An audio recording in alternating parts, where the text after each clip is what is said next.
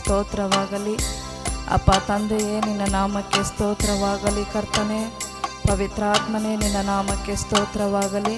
ಕೆರೂಬಿಗಳ ಸೆರೂಬಿಗಳ ಮಧ್ಯದಲ್ಲಿ ವಾಸ ಮಾಡುವ ನಮ್ಮ ಪರಿಶುದ್ಧನಾದ ದೇವರೇ, ನಿನ್ನ ನಾಮಕ್ಕೆ ಸ್ತೋತ್ರವಾಗಲಿ. ಅಪ್ಪ, ಈ ಮುಂಜಾನೆಯಲ್ಲಿ ಕರ್ತನೆ, ಹೌದು ಸ್ವಾಮಿ, ನಿನ್ನ ಪರಿಶುದ್ಧ ದಿನದಲ್ಲಿ ತಿರುಗಿ ಕರ್ತನೆ ನಿನ್ನ ಸನ್ನಿಧಾನಕ್ಕೆ ಸೇರುವುದಕ್ಕೂ ಕರ್ತನೆ, ನಿನ್ನನ್ನು ಆರಾಧನೆ ಮಾಡುವುದಕ್ಕೂ, ನಿನ್ನ ವಾಕ್ಯವನ್ನು ಧ್ಯಾನಿಸುವುದಕ್ಕೂ ಕೊಟ್ಟಂಥ ಮಹಾಕೃಪೆಗಾಗಿ ಸ್ತೋತ್ರ ಸ್ವಾಮಿ. ಅಪ್ಪ, ಸಬ್ಬತ್ ದಿನದ ಒಡೆಯನು ನೀನೇ ಸ್ವಾಮಿ. ಅಪ್ಪ, ಈ ದಿನದಲ್ಲಿ ನಿನ್ನ ನಾಮ ಮಾತ್ರ ಮಹಿಮೆ ಹೊಂದಲಿ ಕರ್ತನೆ. ಹೌದು ಸ್ವಾಮಿ, ದಿನವನ್ನು ಶುದ್ಧೀಕರಿಸು. ಯಾರ್ಯಾರು ಯಾವ ಯಾವ ಸ್ಥಳದಲ್ಲಿ ಕರ್ತನೆ, ಹೌದು ಸ್ವಾಮಿ, ಅಪ್ಪ ನಿನ್ನನ್ನು ಕರ್ತನೆ ಏಕ ಮನಸ್ಸಿನಿಂದ ಹೃದಯಾಂತರಾಳದಿಂದ ಕರ್ತನೆ ತಮ್ಮ ದೇಹಗಳನ್ನು ಮೀಸಲಾಗಿಯೂ ಮೆಚ್ಚುಗೆಯಾಗಿಯೂ ಸಜೀವ ಯಜ್ಞವಾಗಿ ಒಪ್ಪಿಸಿಕೊಟ್ಟು ಅಪ್ಪ ಆರಾಧನೆ ಮಾಡುವಾಗ ಕರ್ತನೆ ಅವರೊಟ್ಟಿಗೆ ನೀನಿರುವ ದೇವರು ಸ್ವಾಮಿ. ಅಪ್ಪ, ಆರಾಧನೆಯಲ್ಲಿ ಕರ್ತನೆ ನೀವು ಮಹಿಮೆ ಹೊಂದಿರಿ.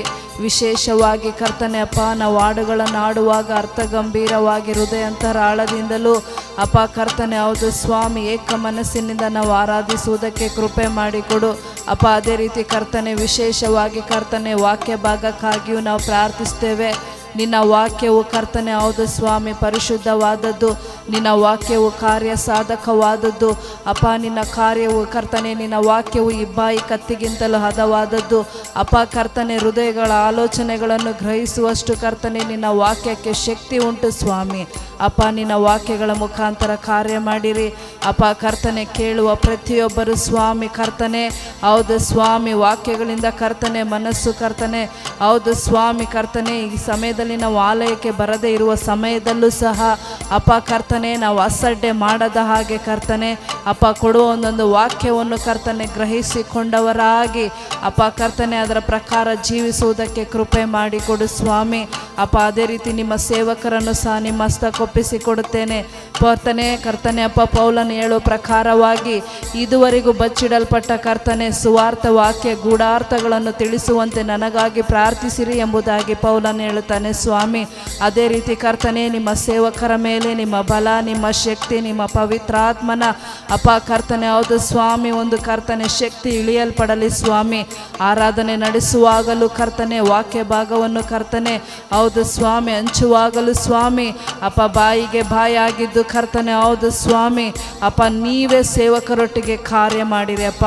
ವಿಶೇಷವಾಗಿ ಇದನ್ನು ನೋಡುವ ಎಲ್ಲ ಕರ್ತನೆ ಸಭೆಯ ಮಕ್ಕಳನ್ನು ಅಪ್ಪ ಕರ್ತನೆ, ಎಲ್ಲ ದೇವ ಜನರನ್ನು ಸಹ ಆಶೀರ್ವದಿಸಿರಿ ಅಪ್ಪ. ಇದರ ಮುಖಾಂತರ ಆಶೀರ್ವಾದ ಹೊಂದುವುದಕ್ಕೂ ಅಪ್ಪ ನಿನ್ನ ಪ್ರಸನ್ನತೆಯನ್ನು ಇರುವ ಸ್ಥಳದಲ್ಲಿ ಅನುಭವಿಸುವುದಕ್ಕೆ ನೀನು ಕೃಪೆ ಮಾಡಿಕೊಡು. ಯಾಕಂದರೆ ನೀನು ಹತ್ತಿರವಿರುವವರಿಗೂ ದೇವರು, ದೂರದಲ್ಲಿರುವವರಿಗೂ ದೇವರಾಗಿರುವುದಕ್ಕಾಗಿ ಸ್ತೋತ್ರ ಸ್ವಾಮಿ. ಎಲ್ಲೆಲ್ಲಿ ಪರಿಶುದ್ಧ ಆರಾಧನೆ ಜರುಗಲ್ಪಡುತ್ತಿದೆಯೋ ಅಲ್ಲೆಲ್ಲ ಕರ್ತನೆ ಪವಿತ್ರಾತ್ಮನೇ ನೀವು ಕಾರ್ಯ ಮಾಡಿರಿ. ನೀವು ಆ ರೀತಿ ಮಾಡುವುದಕ್ಕಾಗಿ ಸ್ತೋತ್ರ. ಆದಿ ಅಂತ್ಯವು ಮಧ್ಯಸ್ಥಕನಾಗಿರುವ ಎಲ್ಲ ಕಾರ್ಯಗಳನ್ನು ನಮ್ಮ ಯೇಸುವಿನ ಪಾದದ ಮೇಲೆ ಒಪ್ಪಿಸಿಕೊಡುತ್ತಾ ಬೇಡಿ ಹೊಂದಿದ್ದೇವೆ ತಂದೆಯೇ, ಆಮೇನ್. ಕರ್ತನ ಪರಿಶುದ್ಧವಾದಂಥ ನಾಮಕ್ಕೆ ಸ್ತೋತ್ರವಾಗಲಿ. ವಿಶೇಷವಾಗಿ ಮಾಧ್ಯಮದ ಮುಖಾಂತರವಾಗಿ ವೀಕ್ಷಣೆ ಮಾಡ್ತಾ ಇರುವಂತಹ ಪ್ರತಿ ದೇವಜನರಿಗೂ ಸಹ ಏಸು ಸ್ವಾಮಿ ಹೆಸರಿನಲ್ಲಿ ವಂದನೆಯನ್ನು ತಿಳಿಸ್ತೇವೆ. ಸ್ವಲ್ಪ ಸಮಯ ಕರ್ತನನ್ನು ಆರಾಧನೆ ಮಾಡೋಣ. ಅದರ ನಂತರ ನಾವು ದೇವರ ವಾಕ್ಯವನ್ನು ಕೇಳೋದಕ್ಕೋಸ್ಕರವಾಗಿ ನಮ್ಮ ಹೃದಯಗಳನ್ನು ನಾವು ಸಿದ್ಧಪಡಿಸ್ಕೊಳ್ಳೋಣ. ದೇವರು ತಾನೇ ನಿಮ್ಮನ್ನು ಆಶೀರ್ವಾದ ಮಾಡಲಿ. ನಾವೆಲ್ಲರೂ ಸಹ ಸ್ವಲ್ಪ ಸಮಯ ಕರ್ತನನ್ನು ಆರಾಧನೆ ಮಾಡೋಣ. Thank you Jesus.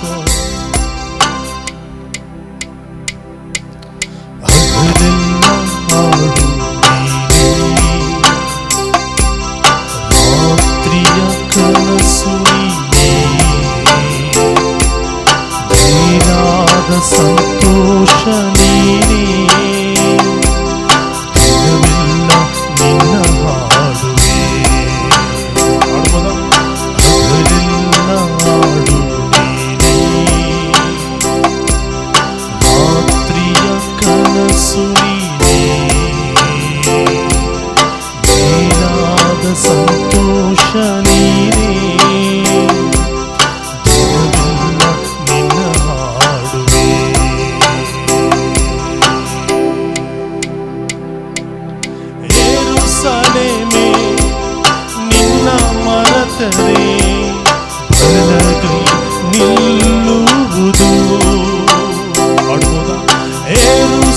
ತಾಳ್ಮೆ ನಿನ್ನ ಮರೆತರೆ ಬಲಗೈ ನಿಲ್ಲುವುದು. ಹರುಷದ ಮುಕುಟ ನೀನಾಗದೆ ಹೋದರೆ ನಾಲಿಗೆ ನಿಲ್ಲುವುದು.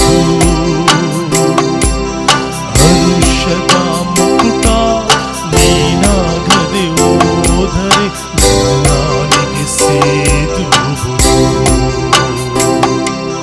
ಹರುಷದ ಮುಕುಟ ನೀನೇ ಅಯ್ಯ ನನ್ನ ಗಂಗೆನೇ ಮರೆಯುವುದ.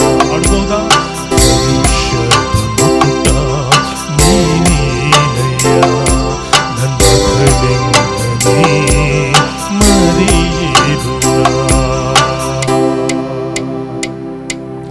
ಚಿಂತೆಯಿಂದ ಕೊರಗಿದಾಗ ಪ್ರೀತಿಯಿಂದ ಹರುಷ ತಂದೆ. ಚಿಂತೆಯಿಂದ ಕೊರಗಿದಾಗ ಪ್ರೀತಿಯಿಂದ ಹರುಷ ತಂದೆ. ಕಾಲು ಜಾರಿ ತತ್ತರಿಸಿದಾಗ ಎತ್ತಿದೆ ಕೃಪೆಯಿಂದ. ನನ್ನ ಕಾಲು ಜಾರಿ ತತ್ತರಿಸಿದಾಗ ಎತ್ತಿದೆ ಕೃಪೆಯಿಂದ. ಹರುಷದ ಮುಕುಟ ನೀನೇ ಅಯ್ಯ ನನ್ನ ಗಂಗೆನೇ ಮರೆಯುವುದ. ಹರುಷದ ಮುಕುಟ ನೀನೇ ಅಯ್ಯ ನನ್ನ ಗಂಗೆನೇ ಮರೆಯುವುದ. ಹಗಲೆಲ್ಲ ಹಾಡು ನೀನೇ,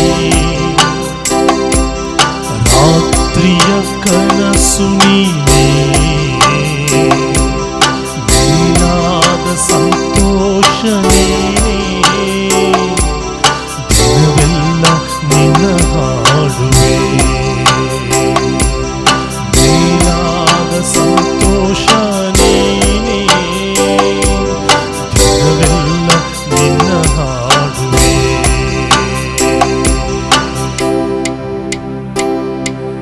ಚಿಂತೆಯಿಂದ ಕೊರಗಿದಾಗ ಪ್ರೀತಿಯಿಂದ ಹರುಷ ತಂದೆ. ಮತ್ತೊಂದ್ಸಲ ಅದನ್ನ ಹೇಳ್ಬೋದ? ಚಿಂತೆಯಿಂದ ಕೊರಗಿದಾಗ ಪ್ರೀತಿಯಿಂದ ಹರುಷ ತಂದೆ.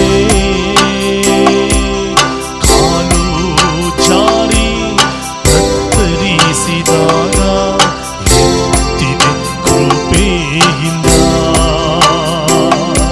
ನನ್ನ ಕಾಲು ಜಾರಿ ತತ್ತರಿಸಿದಾಗ ಎತ್ತಿದೆ ಕೃಪೆಯಿಂದ. ಏಸಪ್ಪ, ನಾವು ನಿಮ್ಮನ್ನು ಆರಾಧನೆ ಮಾಡುತ್ತಾ ಇದ್ದೇವೆ. ನೀನು ಒಳ್ಳೆಯವನು, ಒಳ್ಳೆಯದನ್ನೇ ಮಾಡಲು ಶಕ್ತರಾಗಿರುವಂತಹ ದೇವರೇ, ಪಾಪದಲ್ಲಿಯೂ ಶಾಪದಲ್ಲಿಯೂ ಬಂಧನದಲ್ಲಿಯೂ ಇರುವಾಗ ನಮ್ಮನ್ನು ಮೇಲಕ್ಕೆ ಎತ್ತಿದಂತ ದೇವರೇ, ನಾವು ನಿಮ್ಮನ್ನು ಆರಾಧಿಸ್ತೇವೆ ಸ್ವಾಮಿ. ಸೇರಿದಂತೆ ಎಲ್ಲರೂ ಸಹ ಸೇರಿ ಹೇಳ್ಬೋದಾ? ಹರುಷದ ಮುಕುಟ.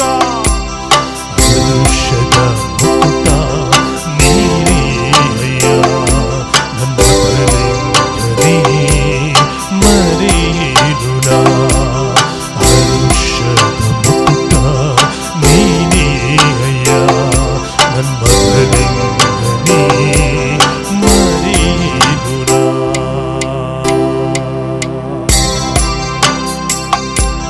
ಹಗಲೆಲ್ಲ ಹಾಡು ನೀನೇ, ಆಮೇಲೆ ರಾತ್ರಿಯ ಕನಸು ನೀನೇ. ಮೇಲಾದ ಸಂತೋಷ ನೀನೇ, ದಿನವೆಲ್ಲ ನಿನ್ನ ಹಾಡುವೆ. ಆಡ್ಬೋದ ದೇವ ಜನರೇ? ಮೇಲಾದ ಸಂತೋಷ ನೀನೇ, ದಿನವೆಲ್ಲ ನಿನ್ನ ಹಾಡುವೆ. ತಾಯಿಯ ಮಡಿಲಲ್ಲಿ ಮಗುವಿನಂತೆ ಹರುಷದಿ ನಲಿಯುವೆನು.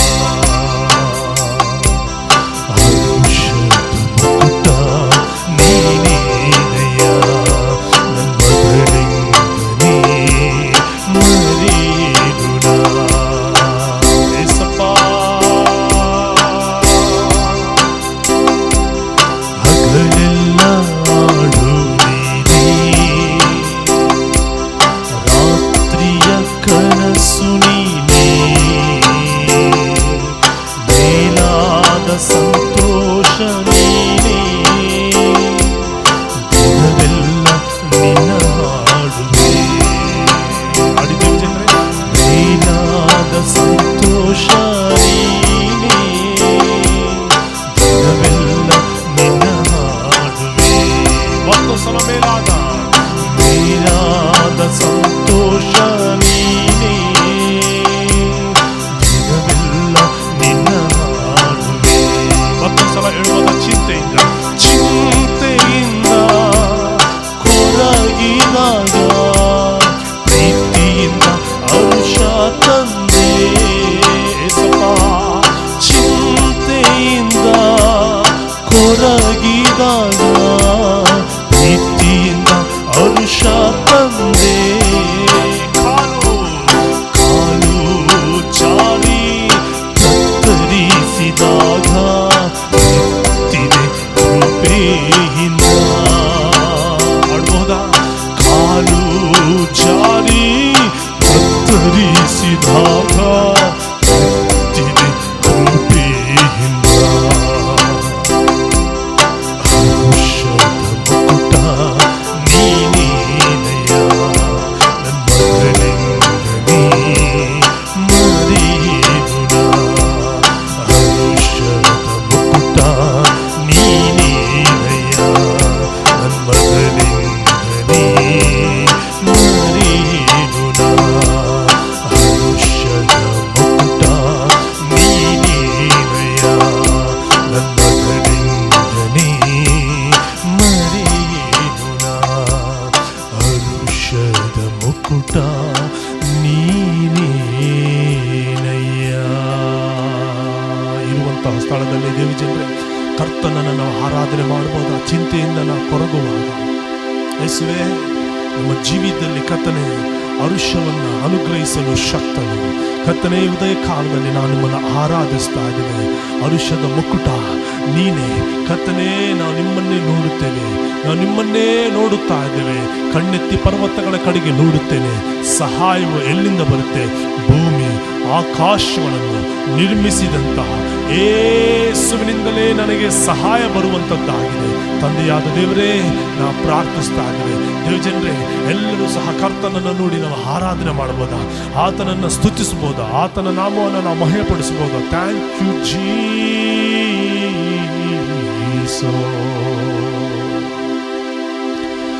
ಯೆಹೋವಾ ಈರೇ, ನನ್ನನ್ನು ಕಾಯುವೆ. ನೀ ಮಾತ್ರ ಸಾಕು ನನಗೆ. ಯೆಹೋವಾ ರಾಫಾ, ಈ ಕಷ್ಟದ ದಿನಗಳಲ್ಲಿ, ಈ ರೋಗದ ದಿನಗಳಲ್ಲಿ, ನಷ್ಟದ ದಿನಗಳ ಮಧ್ಯದಲ್ಲಿ ಹಾಸಿಗೆಯಲ್ಲಿರುವಂತಹ ಜನರಿಗೆ ನಿನ್ನ ಯೆಹೋವಾ ರಾಫಾ ಆಗಿರುವುದಕ್ಕಾಗಿ ನಾವು ಆರಾಧನೆ ಮಾಡುತ್ತಾರೆ. ನಿಮ್ಮನ್ನು ಸ್ತುತಿಸ್ತಾ ಇದ್ದೇವೆ, ನಿನ್ನ ನಾಮವನ್ನು ನಾವು ಮಹಿಮೆಪಡಿಸ್ತಾ ಇದ್ದೇವೆ. ಯೆಹೋವಾ ರಾಫಾ, ಸೌಖ್ಯದಾಯಕ, ನಿನ್ನ ಸುಂಡೆಯಿಂದ ಗುಣವಾದೆ. ಹೇಳ್ಬೋದ ದೇವಜನರು? ನೀವೆಲ್ಲರೂ ಸಹ ಸೇರಿ ನೀ ಮಾತ್ರ ಸಾಕು, ನೀ ಮಾತ್ರ ಸಾಕು, ನೀ ಮಾತ್ರ ಸಾಕು ನನಗೆ. ನೀ ಸಾಕೆ ನಗೆ, ನೀ ಸಾಕೆ ನಗೆ. Hallelujah, hallelujah. ನೀ ಸಾಕೆ ನಗೆ ಯೇಸುವೇ. Thank you Jesus. ಕರ್ತನೇ, ನಾನು ನಿಮ್ಮನ್ನು ಆರಾಧಿಸ್ತೇನೆ. ಓರಿ ಮಾನಲದ ಮಶಂದರೆ. Yes, Lord. We worship you, Lord. We give you glory. We give you honor. We adore you, Master. Hallelujah. Rira la la la kadama shandore.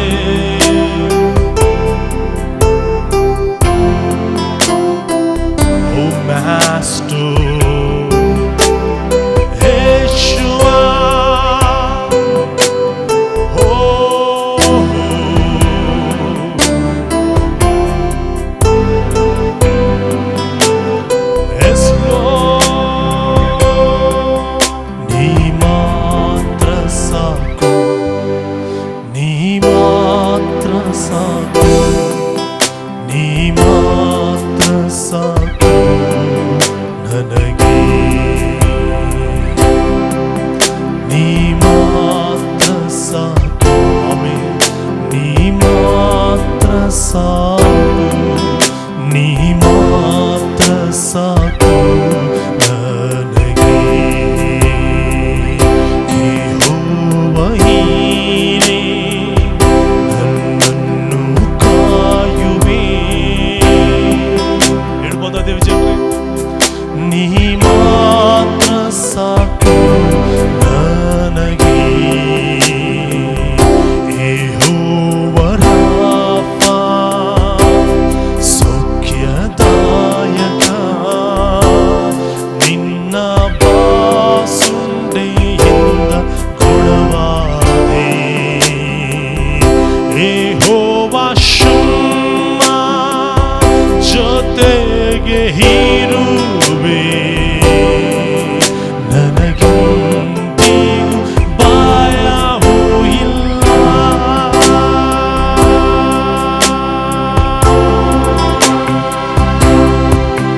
ನೀ ಮಾತ್ರ ಸಾಕು, ನೀ ಮಾತ್ರ ಸಾಕು. ಆಮೆನ್. ನೀ ಮಾತ್ರ ಸಾಕು ನನಗೆ. ಹೇಳ್ಬೋದಾದ ವಿಚಾರ, ನೀ ಸಾಕು ನನಗೆ, ನೀ ಸಾಕು ನನಗೆ, ನೀ ಸಾಕು ನನಗೆ, ನೀ ಸಾಕು ನನಗೆ ಯೇಸುವೇ. ನೀ ಮಾತ್ರ ಸಾಕು, ನೀ ಮಾತ್ರ ಸಾಕು. ಆಮೆನ್. ನೀ ಮಾತ್ರ ಸಾಕು, ನೀ ಮಾತ್ರ ಸಾಕು ನನಗೆ.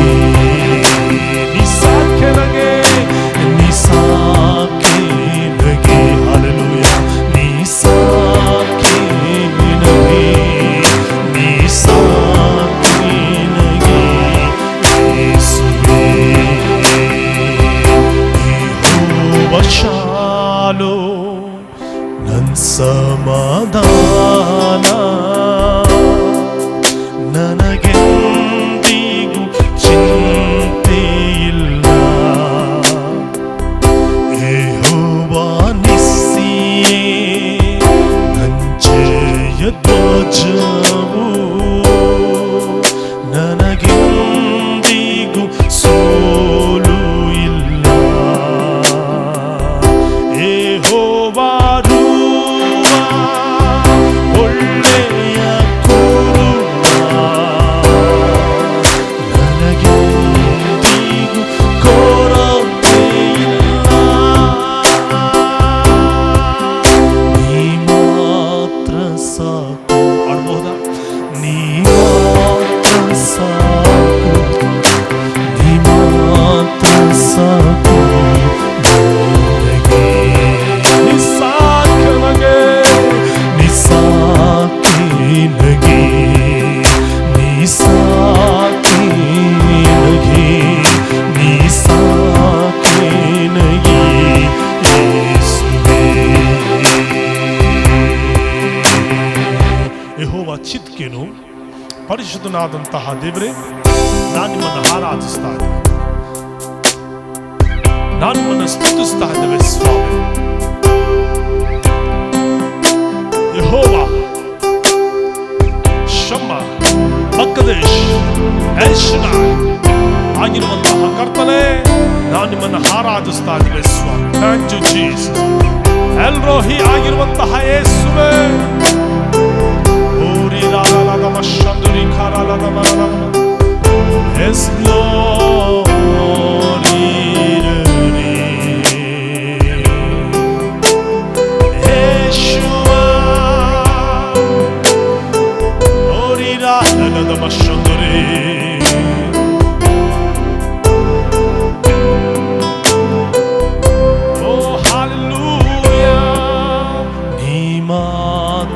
ಸಾಕು, ನೀ ಮಾತ್ರ ಸಾಕು, ನೀ ಮಾತ್ರ ಸಾಕು ನನಗೆ.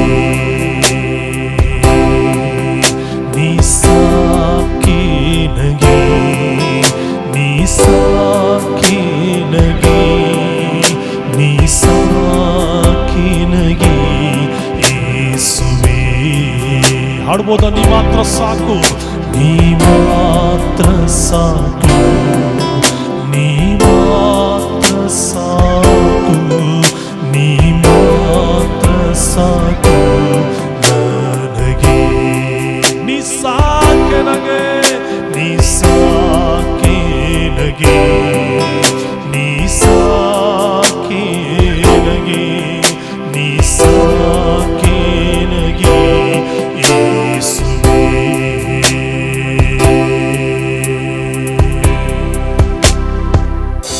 Yes. Thank you, Jesus. Oh, hallelujah. ಲೋಕವು ನೀಡುವಂತಹ ಪ್ರೀತಿಯು ಮಾಯೆಯಾಗಿದೆ ದೇವಜನರೇ. ಲೋಕವು ನೀಡುವಂತಹ ಪ್ರೀತಿಯು ಅದು ಮಾಯೆಯಾಗಿದೆ. ಯೇಸು ಸ್ವಾಮಿ ನೀಡುವಂತಹ ಪ್ರೀತಿಯು ಅದು ಶ್ರೇಷ್ಠವಾದಂತಹ ಕಾರ್ಯವಾಗಿದೆ. ಆ ಕರ್ತನನ್ನು ಆರಾಧನೆ ಮಾಡಬಹುದು. Thank you Jesus. ಯೇಸುವಾ ಓರಿ ಮರಣದ ಕದಮ ಶಬ್ದ. Thank you, Jesus. Thank you, Master. Yes, Lord.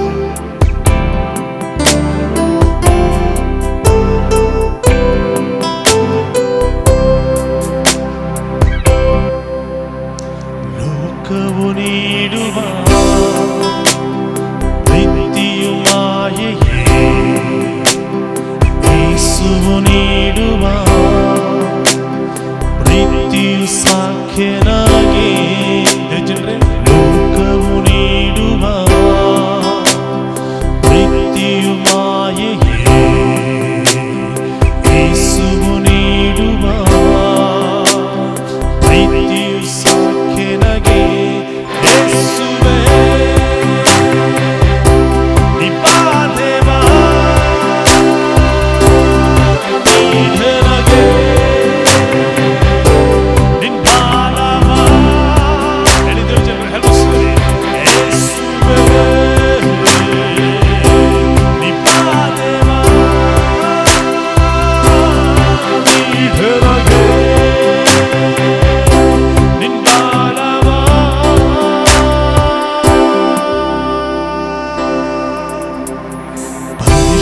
ಸ್ಥಳಕ್ಕೆ ನನ್ನನ್ನು ನಡೆಸು, ಪರಿಶುದ್ಧ ಆತ್ಮದಿ ನನ್ನನ್ನು ತುಂಬಿಸು. ಪರಿಶುದ್ಧ ಸ್ಥಳಕ್ಕೆ ಹೇಳ್ರಿ, ಪರಿಶುದ್ಧ ಸ್ಥಳಕ್ಕೆ ಆಮೇಲೆ ನನ್ನನ್ನು ನಡೆಸು, ಪರಿಶುದ್ಧ ಆತ್ಮದಿ ನನ್ನನ್ನು ತುಂಬಿಸು. ಯೇಸುವೇ ನೀ ಬಾ ದೇವಾ, ನೀ ನನಗೆ ನಿನ್ನ ಬಾಲವಾರಿನ ಶಬ್ದವೇ. ಯೇಸುವೇ ಹೇಳ್ಬೋದ ದೇವಜನರೇ, ನೀ ಬಾ ದೇವಾ, ನೀ ನನಗೆ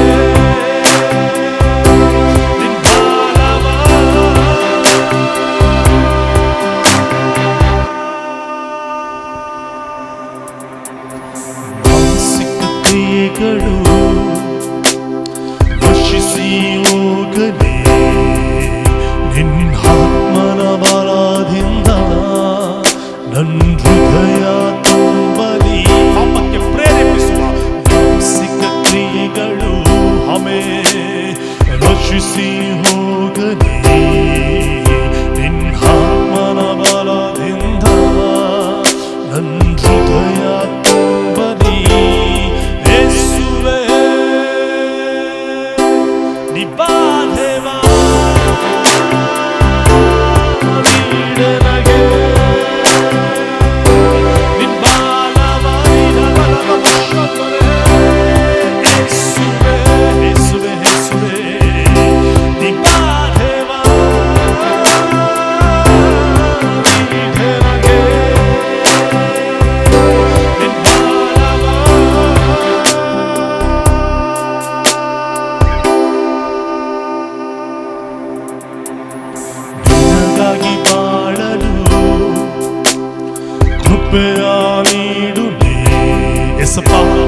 ಸೇವೆಯ ಮಾಡಲು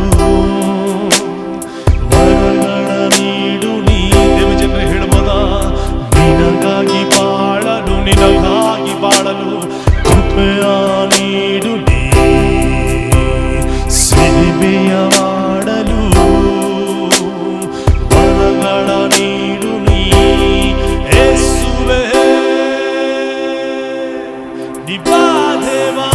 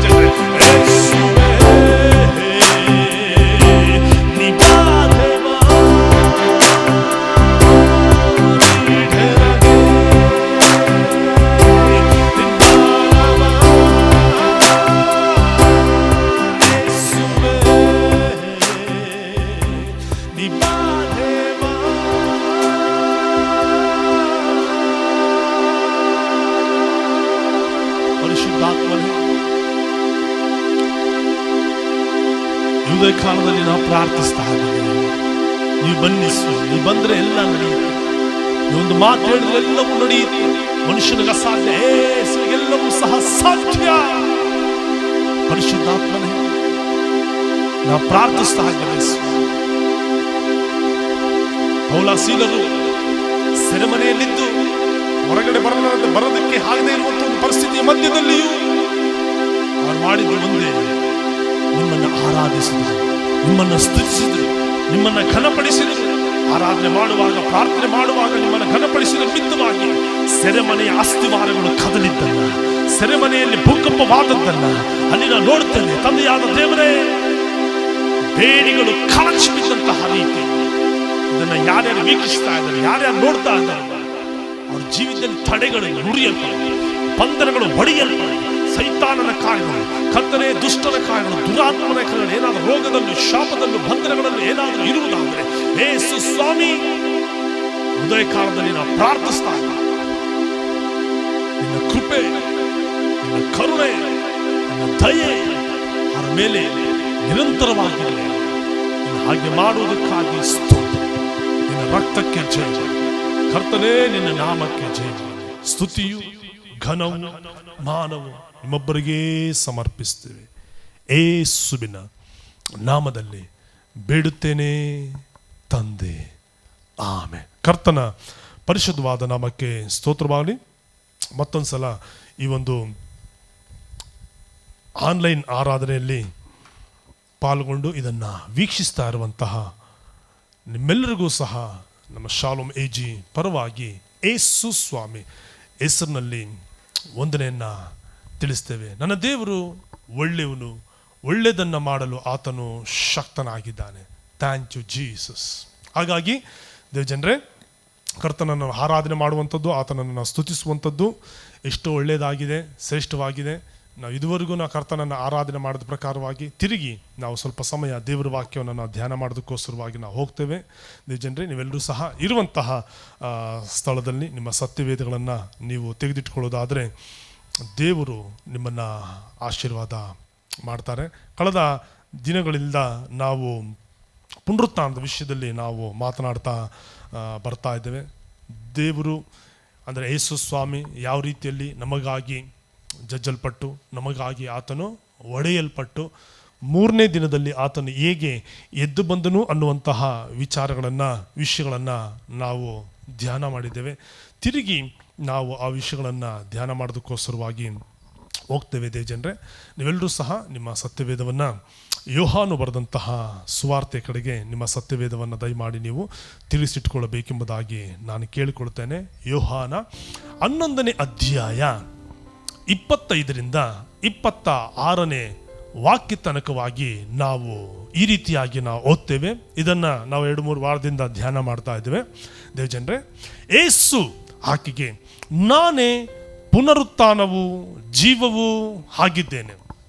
ನನ್ನನ್ನು ನಂಬುವವನು ಸತ್ತರೂ ಬದುಕುವನು, ಮತ್ತು ನನ್ನನ್ನು ನಂಬುವ ಪ್ರತಿಯೊಬ್ಬನು ಎಂದಿಗೂ ಸಾಯುವುದಿಲ್ಲ.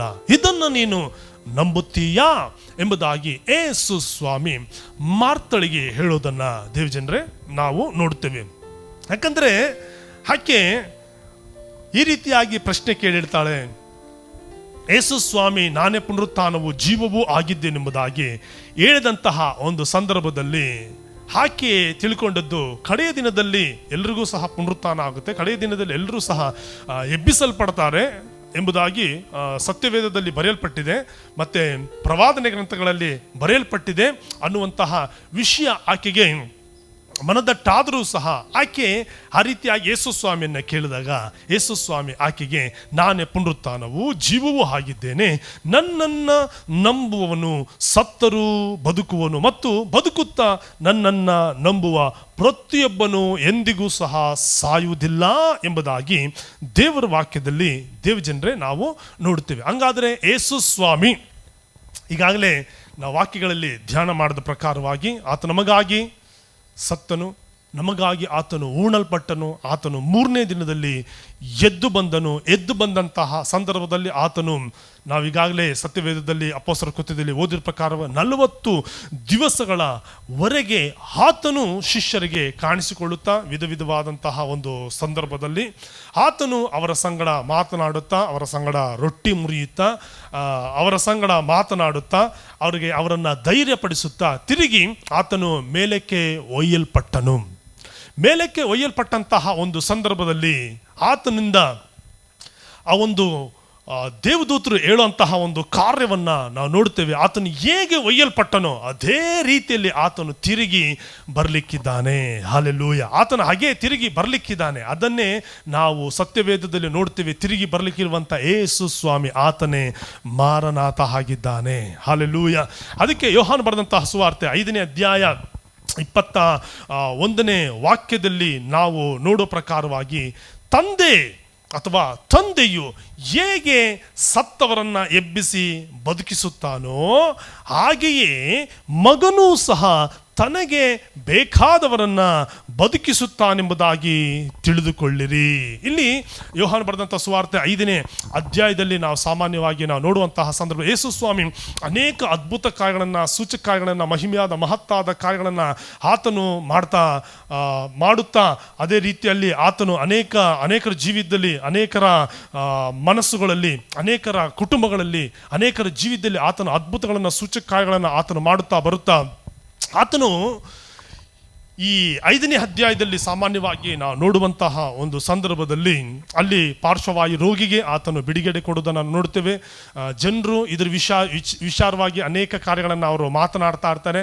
ಯೇಸು ಸ್ವಾಮಿನೂ ಸಹ ಇಲ್ಲಿ ಯಾವ ರೀತಿ ಸತ್ತವರು ಎಬ್ಬಿಸಲ್ಪಡ್ತಾರೆ ಅನ್ನುವಂತಹ ಒಂದು ವಿಚಾರವನ್ನು ಆತನು ಒಂದು ದೀರ್ಘವಾಗಿ ಒಂದು ಪ್ರಸಂಗದ ಮುಖಾಂತರವಾಗಿ ಜನರಿಗೆ ಅಲ್ಲಿನ ಬೋಧನೆ ಮಾಡೋದನ್ನು ನಾವು ನೋಡ್ತೇವೆ. ಇಲ್ಲಿ ಯೇಸು ಸ್ವಾಮಿ ಹೇಳ್ತಾ ಇದ್ದಾರೆ, ತಂದೆ ಹೇಗೆ ಸತ್ತವರನ್ನ ಎಬ್ಬಿಸಿ ಬದುಕಿಸ್ತಾನೋ ಹಾಗೆಯೇ ಮಗನೂ ಸಹ ತನಗೆ ಬೇಕಾದವರನ್ನ ಬದುಕಿಸುತ್ತಾನೆ. ಹಲ್ಲೆಲೂಯ. ಹೌದು ದೇವಜನರೇ, ಗಮನಿಸಿ ಕೇಳ್ರಿ, ಯೇಸು ಸ್ವಾಮಿ ಕೈಲಿ ಎಲ್ಲವೂ ಸಹ ಸಾಧ್ಯ. ಹಲ್ಲೆಲೂಯ. ಕರ್ತನ ಕೈಲಿ, ಯೇಸು ಸ್ವಾಮಿಯ ಕೈಲಿ ಎಲ್ಲವೂ ಸಹ ಸಾಧ್ಯ. ಹಾಗಾಗಿ ಆತನಿಗೆ ಅಸಾಧ್ಯವಾದದ್ದು ಯಾವುದಿಲ್ಲ. ಆತನು ಹೇಗೆ ಸತ್ತು 3ನೇ ದಿನದಲ್ಲಿ ಎದ್ದು ಬಂದರು, ಅದೇ ರೀತಿಯಲ್ಲಿ ನಮ್ಮ ಜೀವಿತದಲ್ಲೂ ಸಹ ಆತನು ದೊಡ್ಡ ಕಾರ್ಯಗಳನ್ನು, ಮಹಿಮೆಯಾದ ಮಹತ್ತಾದ ಕಾರ್ಯಗಳನ್ನು ಆತನು ಮಾಡಲು ಶಕ್ತನಾಗಿರುವಂತಹ ದೇವರಾಗಿದ್ದಾನೆ. ಈ ಪುನರುತ್ಥಾನದ ಆಶೀರ್ವಾದ ಅನ್ನುವಂತಹ ಒಂದು ವಿಚಾರದಲ್ಲಿ ಅನೇಕ ವಾಕ್ಯಗಳನ್ನು ನಾವು ಧ್ಯಾನ ಮಾಡ್ತಾ, ಯೋಹಾನ ಬರೆದ ಸುವಾರ್ತೆ 5ನೇ ಅಧ್ಯಾಯ 28 ಮತ್ತು 29ನೇ ವಾಕ್ಯಗಳನ್ನು ನಾವು ನೋಡುವಂಥ ಒಂದು ಸಂದರ್ಭದಲ್ಲಿ ಅಲ್ಲಿ ಜನರಿಗೆ ಯೇಸು ಸ್ವಾಮಿ ಈ ರೀತಿಯಾಗಿ ಹೇಳ್ತಾ ಇದ್ದಾರೆ, ಆಶ್ಚರ್ಯ ಪಡಬೇಡಿರಿ, ಸಮಾಧಿಗಳಲ್ಲಿ ಇರುವಂತಹ ಪ್ರತಿಯೊಬ್ಬರೂ ಆತನ ಧ್ವನಿಯನ್ನು ಕೇಳಿ ಎದ್ದು ಹೊರಗೆ ಬರುವಂತಹ ಒಂದು ಕಾಲ ಬರುತ್ತದೆ. Hallelujah, hallelujah.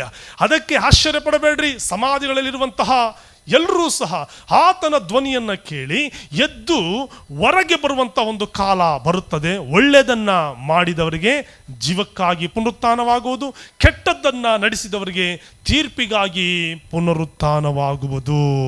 ಹಲ್ಲೆಲೂಯಾ. ದೇವಜನರೇ, ಇಲ್ಲಿ ಮುಖ್ಯವಾಗಿ ಈ ಪುನರುತ್ಥಾನದ ಆಶೀರ್ವಾದ ಅನ್ನುವಂಥ ವಿಚಾರದಲ್ಲಿ ದಯಮಾಡಿ ಈಗ ನೀವು ತಿಳ್ಕೊಳ್ಳಬೇಕು. ಆಶ್ಚರ್ಯ ಪಡಬೇಡ್ರಿ. ಸಮಾಧಿಗಳಲ್ಲಿ ಇರುವಂಥ ಪ್ರತಿಯೊಬ್ಬರು ನೋಡಿ, ಅವ್ರು ಯೇಸು ಸ್ವಾಮಿ ನಂಬಿರಲಿ, ಯೇಸು ಸ್ವಾಮಿನ ನಂಬಿಲ್ಲದೆ ಇರಲಿ, ಅವ್ರ ರಕ್ಷಣೆ ಹೊಂದಿಕೊಂಡಿರಲಿ, ಅವ್ರ ರಕ್ಷಣೆ ಹೊಂದಿಕೊಳ್ಳದೆ ಇರಲಿ, ಏನೇ ಆದರೂ ಸಹ ಅವರು ಒಂದು ದಿನ ಎದ್ದು ಬರ್ತಾರೆ. ಅದನ್ನೇ ದೇವರ ವಾಕ್ಯದಲ್ಲಿ ನಾವು ನೋಡೋ ಪ್ರಕಾರವಾಗಿ ಸಮಾಧಿಗಳಲ್ಲಿರುವಂತಹ ಪ್ರತಿಯೊಬ್ಬರು ಆತನ ಧ್ವನಿಯನ್ನು ಕೇಳಿ ಎದ್ದು ಹೊರಗೆ ಬರುವಂಥ ಒಂದು ಕಾಲ ಬರುತ್ತದೆ. ಹೌದು, ಒಳ್ಳೆಯದನ್ನು ಮಾಡಿದವರಿಗೆ ಒಳ್ಳೆಯದಕ್ಕಾಗಿ ಪುನರುತ್ಥಾನ, ಕೆಟ್ಟದ್ದನ್ನು ಮಾಡಿದವರಿಗೆ ತೀರ್ಪಿಗಾಗಿ ಪುನರುತ್ಥಾನವಾಗುತ್ತೆ. ಹಾಗಾದರೆ ದೇವಜನರೇ, ಯೇಸು ಸ್ವಾಮಿನ ನಂಬಿರುವಂತಹ ನಾವು ನಮ್ಮ ಜೀವಿತದಲ್ಲಿ ಯಾವ ರೀತಿಯಂಥ ಕಾರ್ಯಗಳು ಜರುಗಬೇಕಾಗಿದೆ, ನಾವು ಹೇಗೆ ಯೇಸು ಸ್ವಾಮಿಗೋಸ್ಕರವಾಗಿ ಜೀವಿಸಬೇಕಾಗಿದೆ, ನಾವು ಹೇಗೆ ಯೇಸು ಸ್ವಾಮಿಯನ್ನು ನಾವು ಮೆಚ್ಚಿಸಬೇಕಾಗಿದೆ, ಹೇಗೆ ಆತನಲ್ಲಿ ನಾವು ನೆಲೆಗೊಂಡಿರಬೇಕಾಗಿದೆ, ಹೇಗೆ ನಾವು ಆತನಲ್ಲಿ ಕಲಿತುಕೊಳ್ಳಬೇಕಾಗಿದೆ ಅನ್ನುವಂಥ ಅನೇಕ ಕಾರ್ಯಗಳನ್ನು ನಾವು ವಾಕ್ಯವನ್ನು ಓದುವುದ್ರ ಮುಖಾಂತರವಾಗಿ, ಧ್ಯಾನ ಮಾಡೋದ್ರ ಮುಖಾಂತರವಾಗಿ ದೇವಜನರೇ ನಾವು ಕರ್ತನಿಗಾಗಿ ನಾವು ಜೀವಿಸಿದರೆ ನಮಗೆ ಒಳ್ಳೆಯದಕ್ಕಾಗಿ, ಜೀವಕ್ಕಾಗಿ ಪುನರುತ್ಥಾನವಾಗುತ್ತೆ. ಅದನ್ನು ನಾವು ತಿಳ್ಕೊಂಡು ದೇವಜನರೇ ಖಂಡಿತವಲ್ಲೂ ಸಹ ನಾವು ಸ್ವಲ್ಪ ಎಲ್ಲರೂ ಸಹ ಭಯ ಭಕ್ತಿಯಿಂದ ಈ ಒಂದು ಭೂಮಿಯಲ್ಲಿ ನಾವು ಕರ್ತನಿಗಾಗಿ ನಾವು ಜೀವಿಸಬೇಕಾಗಿದೆ. ಕರ್ತನಿಗಾಗಿ ನಾವು ಜೀವಿಸುವಂಥ ಒಂದು ಸಂದರ್ಭದಲ್ಲಿ ಎಲ್ರಿಗೂ ಸಹ ಪುನರುತ್ಥಾನವಾಗುತ್ತೆ, ನಮಗೂ ಪುನರುತ್ಥಾನವಾಗುತ್ತೆ, ಯೇಸು ಸ್ವಾಮಿನ ನಂಬದೇ ಇರೋರಿಗೂ ಸಹ ದೇವಜನರೇ ಪುನರುತ್ಥಾನವಾಗುತ್ತೆ. ಹಾಗಾದರೆ ಈ ವಿಷಯದಲ್ಲಿ ನಾವು ಸ್ವಲ್ಪ ಅರ್ಥ ಮಾಡಿಕೊಂಡು ನಮಗೇನು ಪುನರುತ್ಥಾನ ಆಗುತ್ತೆ, ಯೇಸು ಸ್ವಾಮಿಯನ್ನು ನಂಬದೇ ಇರೋರಿಗೆ ಏನಕ್ಕೆ ಪುನರುತ್ಥಾನ ಆಗುತ್ತೆ ಅನ್ನುವಂತಹ ವಿಚಾರವನ್ನು ನಾವು ನೋಡ್ತಾ ಇದ್ದೇವೆ. ಅದಕ್ಕೆ ಕೊಲೊಸ್ಸದವರಿಗೆ ಬರೆದಂತಹ ಪತ್ರಿಕೆ 3ನೇ ಅಧ್ಯಾಯ 1ನೇ ವಾಕ್ಯದಲ್ಲಿ ನಾವು ಈ ರೀತಿಯಾಗಿ ನಾವು ನೋಡ್ತಾ ಇದ್ದೇವೆ. ಏನಂದರೆ ಅಪೊಸ್ತಲನಾದಂತಹ ಪೌಲನು ಕೊಲೊಸ್ಸದವರಿಗೆ ಈ ರೀತಿಯಾಗಿ ಆತನು ಬರೀತಾ ಇದ್ದಾನೆ. ಆದ ಕಾರಣ ನೀವು ಕ್ರಿಸ್ತನೊಂದಿಗೆ ಎಬ್ಬಿಸಲ್ಪಟ್ಟಿರುವುದರಿಂದ, ಹಲ್ಲೆಲೂಯಾ, ಆದ ಕಾರಣ ನೀವು ಕ್ರಿಸ್ತನೊಂದಿಗೆ ಎಬ್ಬಿಸಲ್ಪಟ್ಟಿರುವುದರಿಂದ ಮೇಲಿರುವುಗಳನ್ನು ನೀವು ಹುಡುಕಿರಿ. ಹಲ್ಲೆಲೂಯಾ. ದೇವರನ್ನು ಯೇಸು ಸ್ವಾಮಿನ ಅಂಗೀಕಾರ ಮಾಡಿಕೊಂಡಿರುವಂತಹ ದೇವಜನರೇ, ಇದನ್ನು ವೀಕ್ಷಿಸ್ತಾ ಇರುವಂತಹ ದೇವಜನರೇ ಗಮನಿಸಿ ಕೇಳ್ರಿ. ಪುನರುತ್ಥಾನದ ನಮಗೆ ಹೇಗೆ ಆಶೀರ್ವಾದ ಸಿಗುತ್ತೆ, ಈ ಭೂಮಿಯ ಮೇಲೆ ಜೀವಿಸ್ತಾ ಇರುವಂತಹ ನಾವು ಹೇಗೆ ತಿರುಗಿ ನಾವು ಈ ಭೂಮಿಯನ್ನು ಬಿಟ್ಟ ಮೇಲೆ ಹೇಗೆ ನಾವು ಆಶೀರ್ವಾದ ಹೊಂದಿಕೊಳ್ಳೋದಕ್ಕೆ ಸಾಧ್ಯವಾಗುತ್ತೆ, ದೇವರ ವಾಕ್ಯದಲ್ಲಿ ನಾವು ನೋಡ್ತಾ ಇದ್ದೇವೆ.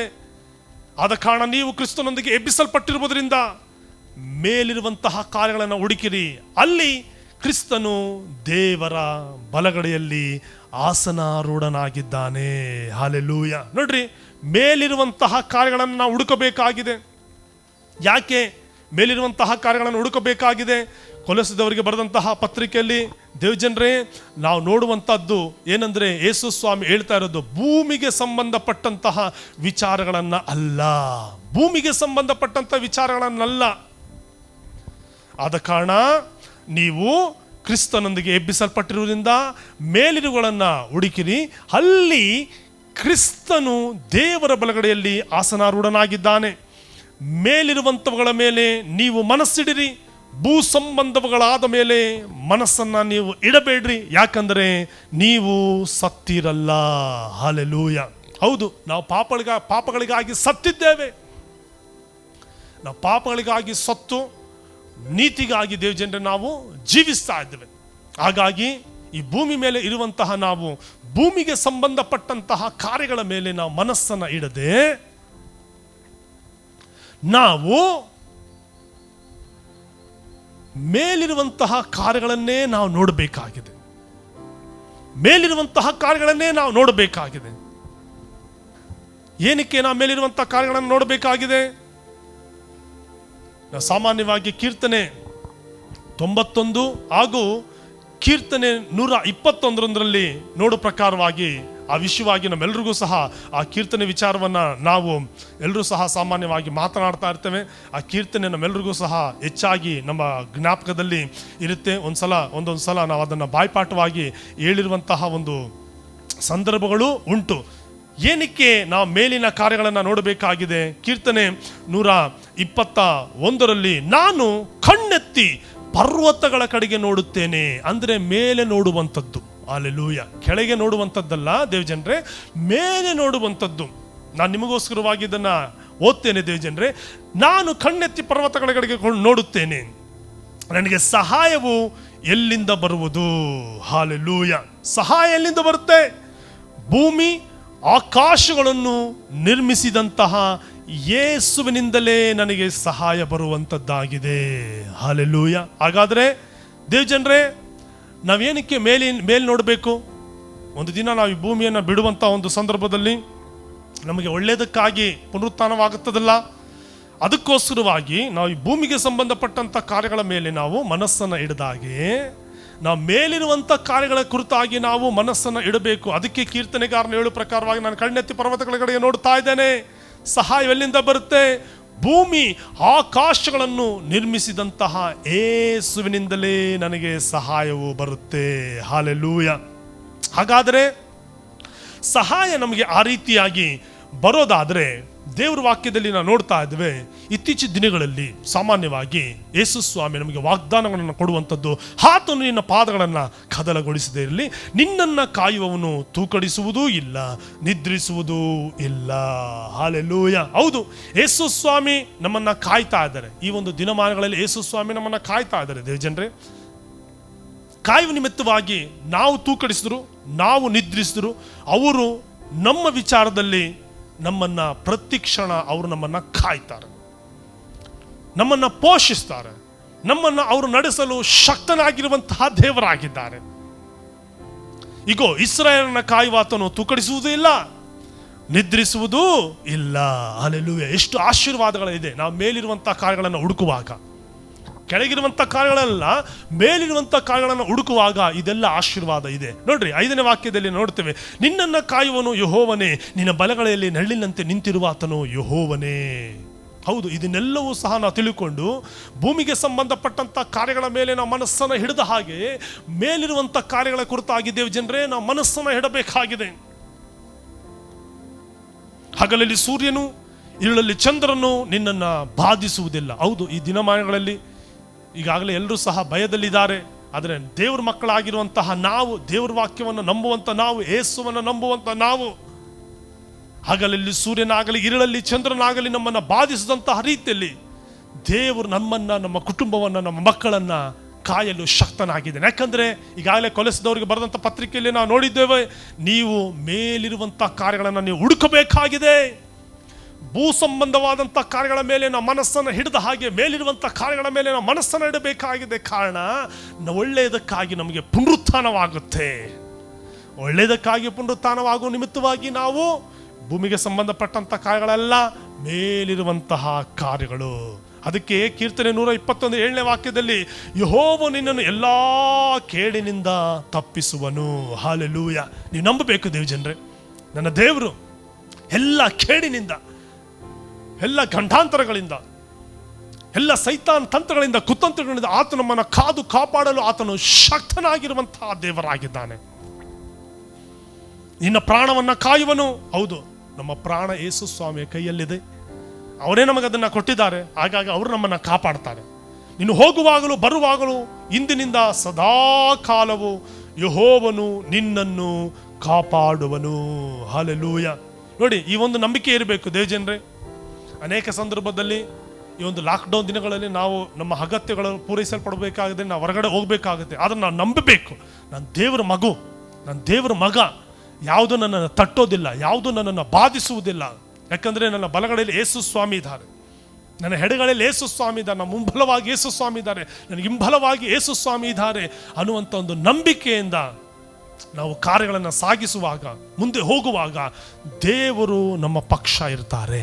ಹಲ್ಲೆಲೂಯಾ. ದೇವರು ನಮ್ಮ ಪಕ್ಷ ಇದ್ದು ನಮ್ಮನ್ನು ಕಾಪಾಡಲು ಶಕ್ತನಾಗಿರುವಂತಹ ದೇವರಾಗಿದ್ದಾರೆ ದೇವಜನರೇ. ಅದಕ್ಕೆ ದೇವರ ವಾಕ್ಯದಲ್ಲಿ ಕೊಲೆಸಿದವರಿಗೆ ಬರೆದ ಪತ್ರಿಕೆ 3ನೇ ಅಧ್ಯಾಯದಲ್ಲಿ ನಾವು ನೋಡೋ ಪ್ರಕಾರ 4ನೇ ವಾಕ್ಯದಲ್ಲಿ ಈ ರೀತಿಯ ನೋಡ್ತೇವೆ, ನಮಗೆ ಜೀವವಾಗಿರುವಂಥ ಕ್ರಿಸ್ತನು ಪ್ರತ್ಯಕ್ಷನಾಗುವಾಗ ನೀವು ಸಹ ಆತನ ಜೊತೆಯಲ್ಲಿ ಪ್ರಭಾವದಿಂದ ಕೂಡಿದವರಾಗಿ ಪ್ರತ್ಯಕ್ಷರಾಗಿರುವಿರಿ. ಆದ್ದರಿಂದ ನಿಮ್ಮಲ್ಲಿರುವಂತಹ ಭೂ ಸಂಬಂಧವಾದ ಭಾವಗಳನ್ನು ಸಾಯಿಸಿರಿ. ಹಲ್ಲೆಲೂಯಾ. ಹೌದು, ನಮಗೇನೇನು ಭೂಮಿಗೆ ಸಂಬಂಧಪಟ್ಟಂಥ ಕಾರ್ಯಗಳು ಇದೆಯೋ ಅದನ್ನೆಲ್ಲವನ್ನು ಸಹ ನಾವು ಸಾಯಿಸಬೇಕಾಗಿದೆ. ಅದಕ್ಕೆ ಈಗಾಗಲೇ ನಾವು ಹಾಡಾಡಿದ ಪ್ರಕಾರವಾಗಿ ಮಾಂಸಿಕ ಕ್ರಿಯೆಗಳು ನಶಿಸಿ ಹೋಗಲಿ, ಅಂದರೆ ಪಾಪಕ್ಕೆ ಪ್ರೇರೇಪಿಸುವಂತಹ ಮಾಂಸಿಕ ಕ್ರಿಯೆಗಳು ನಾಶವಾಗಬೇಕಾಗಿದೆ. ಕಣ್ಣಿನಾಸೆ, ಬದುಕು ಬಾಣಡಂಬ, ಶರೀರದಾಸೆ, ಸ್ವೇಚ್ಛಾಭಿಲಾಷೆ, ವಿಷಯಾಭಿಲಾಷೆಗಳು ಇದೆಲ್ಲವೂ ಸಹ ನಾಶವಾಗಬೇಕಾಗಿದೆ. ಅದಕ್ಕೆ ಪೌಲನು, ಅಪೊಸ್ತಲನಾದ ಪೌಲನು ಈ ರೀತಿಯ ಬರೀತಾ ಇದ್ದಾನೆ, ಆದುದರಿಂದ ನಿಮ್ಮಲ್ಲಿರುವಂತಹ ಭೂ ಸಂಬಂಧವಾದಂತಹ ಭಾವಗಳನ್ನು ನೀವೇನು ಮಾಡ್ರಿ, ಸಾಯಿಸಿರಿ. ಹೌದು, ಸಾಮಾನ್ಯವಾಗಿ ದೇವಜನರೇ ನಾವೇನು ಮಾಡ್ತೀವಿ ಅಂದರೆ, ಯಾವುದಾದ್ರೂ ಒಂದು ವಿಷ ಜಂತುಗಳು ನಮ್ಮ ಮನೆಗೆ ಬಂದರೆ ನಾವು ಅದನ್ನು ನೋಡಿಕೊಂಡು ಯಾರೂ ಸಹ ಸುಮ್ಮನೆ ಇರಲ್ಲ.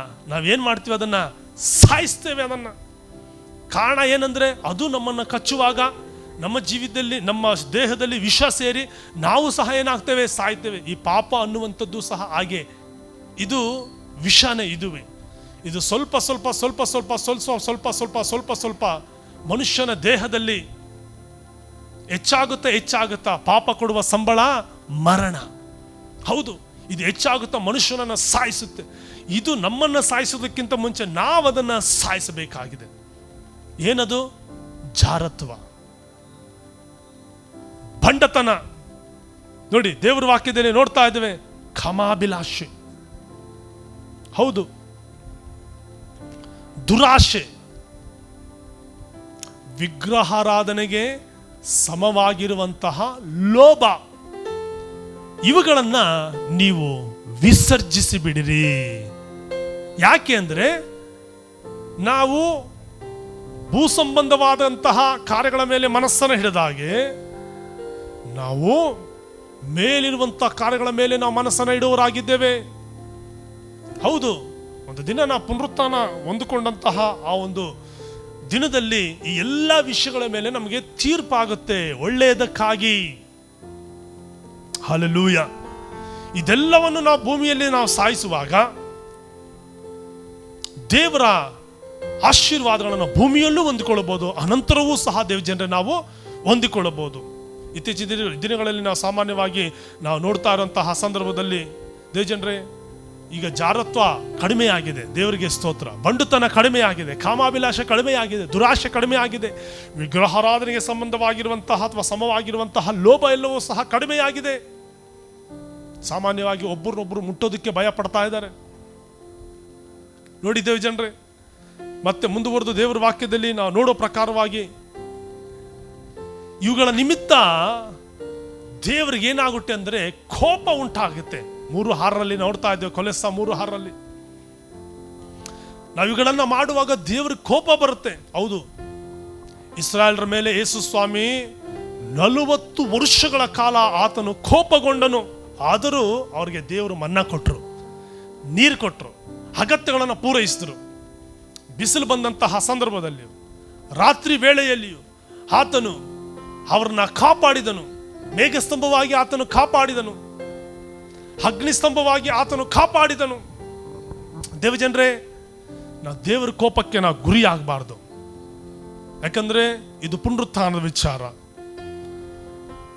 ಕೊಲೊಸ್ಸೆ 3:7 ಸಾಮಾನ್ಯವಾಗಿ ನೋಡ್ತೇವೆ, ನಾವು ಪೂರ್ವದಲ್ಲಿ ಅಂದ್ರೆ ಯೇಸು ಸ್ವಾಮಿಯನ್ನು ಅಂಗೀಕಾರ ಮಾಡಿಕೊಳ್ಳುವುದಕ್ಕಿಂತ ಮುಂಚೆ ಈ ದುರ್ಭಾವಗಳು ನಮ್ಮ ಜೀವಿತದಲ್ಲಿತ್ತು. ಇದರ ಅಧೀನದಲ್ಲಿ ನಾವಿದ್ದೋ, ಅದೇ ಕೆಲಸಗಳನ್ನು ನಾವು ನಡೆಸ್ತಾ ಇದ್ದೋ.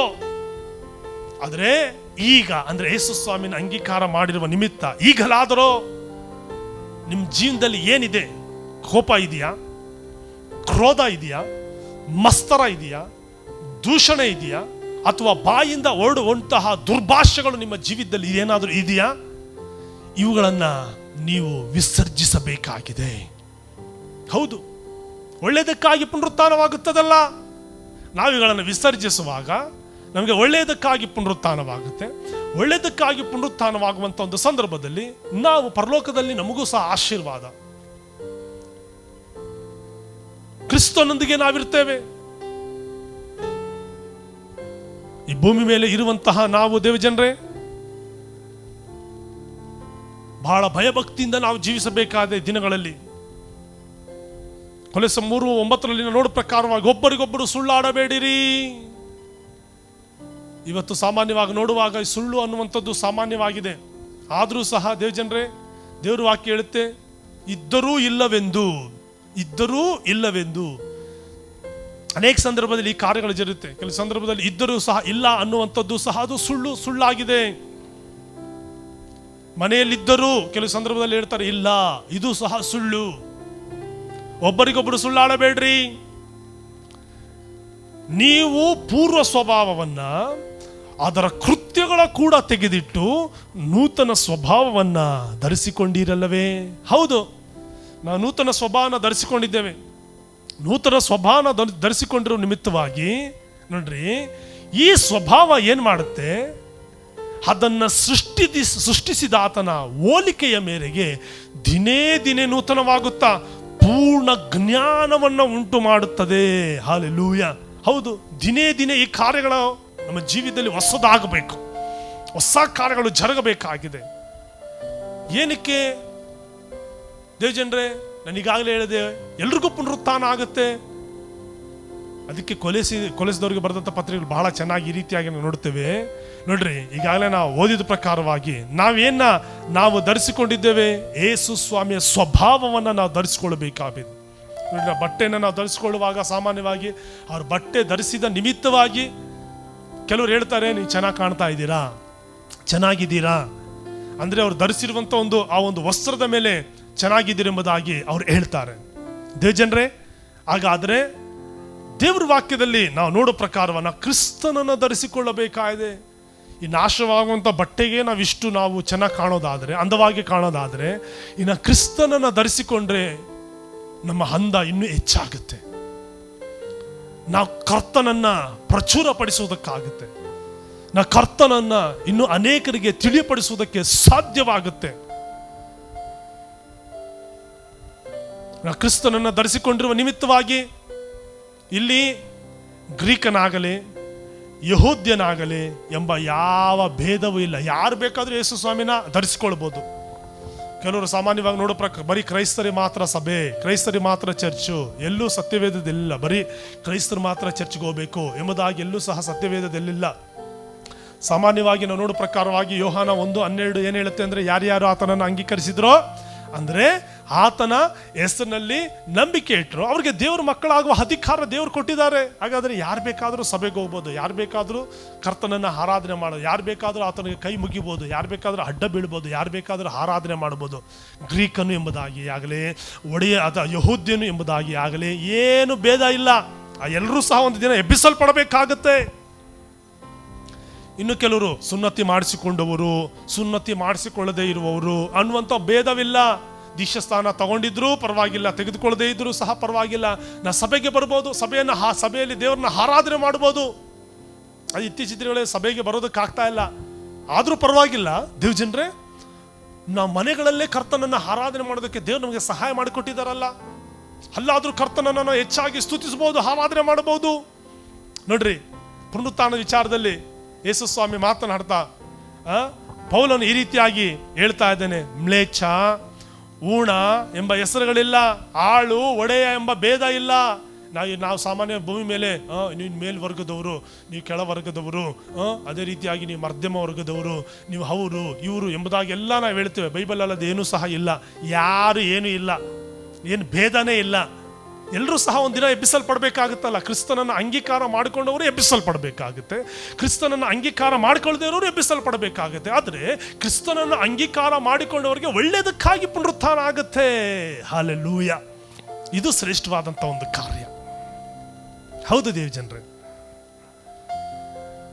ಇಲ್ಲಿ ಸಾಮಾನ್ಯವಾಗಿ ನೋಡುವಾಗ ಆದರೆ ಕ್ರಿಸ್ತನೇ ಸಮಸ್ತರಲ್ಲಿಯೂ ಸಮಸ್ತನೂ ಆಗಿರುವನು. ಹಲ್ಲೆಲೂಯಾ. ಹೌದು, ಯೇಸು ಸ್ವಾಮಿ ಮಾತನಾಡ್ತಾ ಯೋಹಾನ ಬರೆದ ಸುವಾರ್ತೆ 6ನೇ ಅಧ್ಯಾಯದಲ್ಲಿ ಯೇಸು ಸ್ವಾಮಿ ರೊಟ್ಟಿ ವಿಚಾರವಾಗಿ ನಾವು ನೋಡ್ತೇವೆ. ಅಲ್ಲಿ ಯೇಸು ಸ್ವಾಮಿ ಸುಮಾರು 5,000ಕ್ಕಿಂತಲೂ ಹೆಚ್ಚಿನ ಜನರು ಯೇಸು ಸ್ವಾಮಿ ಅದ್ಭುತದ ಮುಖಾಂತರವಾಗಿ, ಆ ರೊಟ್ಟಿಯ ಮುಖಾಂತರವಾಗಿ ಅದ್ಭುತ ಹೊಂದಿಕೊಂಡು 5,000 ಜನಕ್ಕಿಂತಲೂ ಹೆಚ್ಚಿನ ಜನರು ಊಟ ಮಾಡಿದ್ರ ಕುರಿತಾಗಿ ನಾವು ನೋಡ್ತೇವೆ. ಯೇಸು ಸ್ವಾಮಿ ಮಾತನಾಡ್ತಾ ಶಾರೀರಿಕವಾದಂಥ ರೊಟ್ಟಿಯನ್ನು ಕೊಟ್ಟ ಮೇಲೆ, ಆಹಾರವನ್ನು ಕೊಟ್ಟ ಮೇಲೆ ಯೇಸು ಸ್ವಾಮಿ ಹೇಳುವಂಥದ್ದೇನು ಗೊತ್ತಾ? ನಾನೇ ಆ ರೊಟ್ಟಿ. ಯೋಹಾನ ಬರೆದ ಸುವಾರ್ತೆಯಲ್ಲಿ ಸಾಮಾನ್ಯವಾಗಿ 6ನೇ ಅಧ್ಯಾಯದಲ್ಲಿ ನಾವು ನೋಡ್ತೇವೆ. ಯೇಸು ಅವರಿಗೆ 6ನೇ ಅಧ್ಯಾಯ 32ನೇ ವಾಕ್ಯದಲ್ಲಿ ಯೇಸು ಅವರಿಗೆ, ನಿಮಗೆ ನಿಜ ನಿಜವಾಗಿ ಹೇಳುತ್ತೇನೆ, ಮೋಶೆಯು ನಿಮಗೆ ಪರಲೋಕದಿಂದ ರೊಟ್ಟಿ ಕೊಟ್ಟನಲ್ಲ, ನನ್ನ ತಂದೆಯು ಪರಲೋಕದಿಂದ ಬರುವ ನಿಜವಾದಂತಹ ರೊಟ್ಟಿಯನ್ನು ನಿಮಗೆ ಕೊಡುತ್ತಾನೆ. ಆ ರೊಟ್ಟಿ ಯಾರು ಗೊತ್ತಾ? ಯೇಸು ಸ್ವಾಮಿನೇ. ಅದಕ್ಕೆ ಅವ್ರು ಹೇಳ್ತಾರೆ, ನಾನೇ ನಿಜವಾದಂತಹ ರೊಟ್ಟಿ. ಸುಮಾರು 5,000 ಜನಕ್ಕಿಂತಲೂ ಹೆಚ್ಚಿನದಾಗಿ ಆಹಾರವನ್ನ ಅವರು ಭುಜಿಸಿದರು. ದೇವಜನರೇ, ದೇವರ ವಾಕ್ಯದಲ್ಲಿ ನಾವು ನೋಡೋ ಪ್ರಕಾರವಾಗಿ ಯೇಸು ಸ್ವಾಮಿ ಮಾತನಾಡ್ತಾ ಇದ್ದಾರೆ. 6ನೇ ಅಧ್ಯಾಯ 41ನೇ ವಾಕ್ಯದಲ್ಲಿ ಆತನು ಮಾತನಾಡ್ತಾ ಇದ್ದಾನೆ ಈ ರೀತಿಯಾಗಿ, ಪರಲೋಕದಿಂದ ಇಳಿದು ಬಂದ ರೊಟ್ಟಿ ನಾನೇ.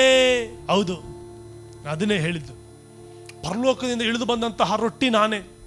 ಸಾಮಾನ್ಯವಾಗಿ ಇಸ್ರಾಯೇಲರಿಗೆ ಯೇಸು ಸ್ವಾಮಿ ಪರಲೋಕದ ಮನ್ನಾ ಕೊಟ್ಟರು, ರೊಟ್ಟಿ ಕೊಟ್ಟರು.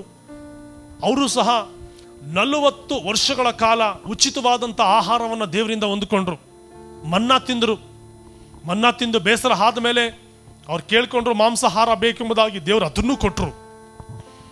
ಆದರೆ ದೇವರು ಅವರು ದೇವರಿಗೆ ಕೋಪ ಎಬ್ಬಿಸಿದ್ದನ್ನು ನಾವು ನೋಡ್ತೇವೆ.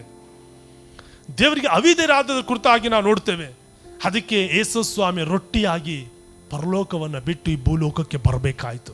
ಅದಕ್ಕೆ ಆತನು ಹೇಳ್ತಾ ಇದ್ದಾನೆ, ಆತನು ಪರಲೋಕದಿಂದ ಇಳಿದು ಬಂದಂಥ ರೊಟ್ಟಿ ನಾನೇ ಎಂದು ಹೇಳಿದ್ದಕ್ಕೆ ಅಲ್ಲಿರುವಂಥ ಯಹೂದ್ಯರೆಲ್ಲರೂ ಸಹ ಆತನ ವಿಷಯವಾಗಿ ಗುಣಿಕೊಟ್ಟು, ಇವನು ಯೋಸೇಫನ ಮಗನಲ್ಲವೇ, ಈತನು ಮರಿಯಳ ಮಗನಲ್ಲವೇ ಎಂಬುದಾಗಿ ಅಲ್ಲಿ ಮಾತನಾಡೋದನ್ನು ನಾವು ನೋಡ್ತೇವೆ.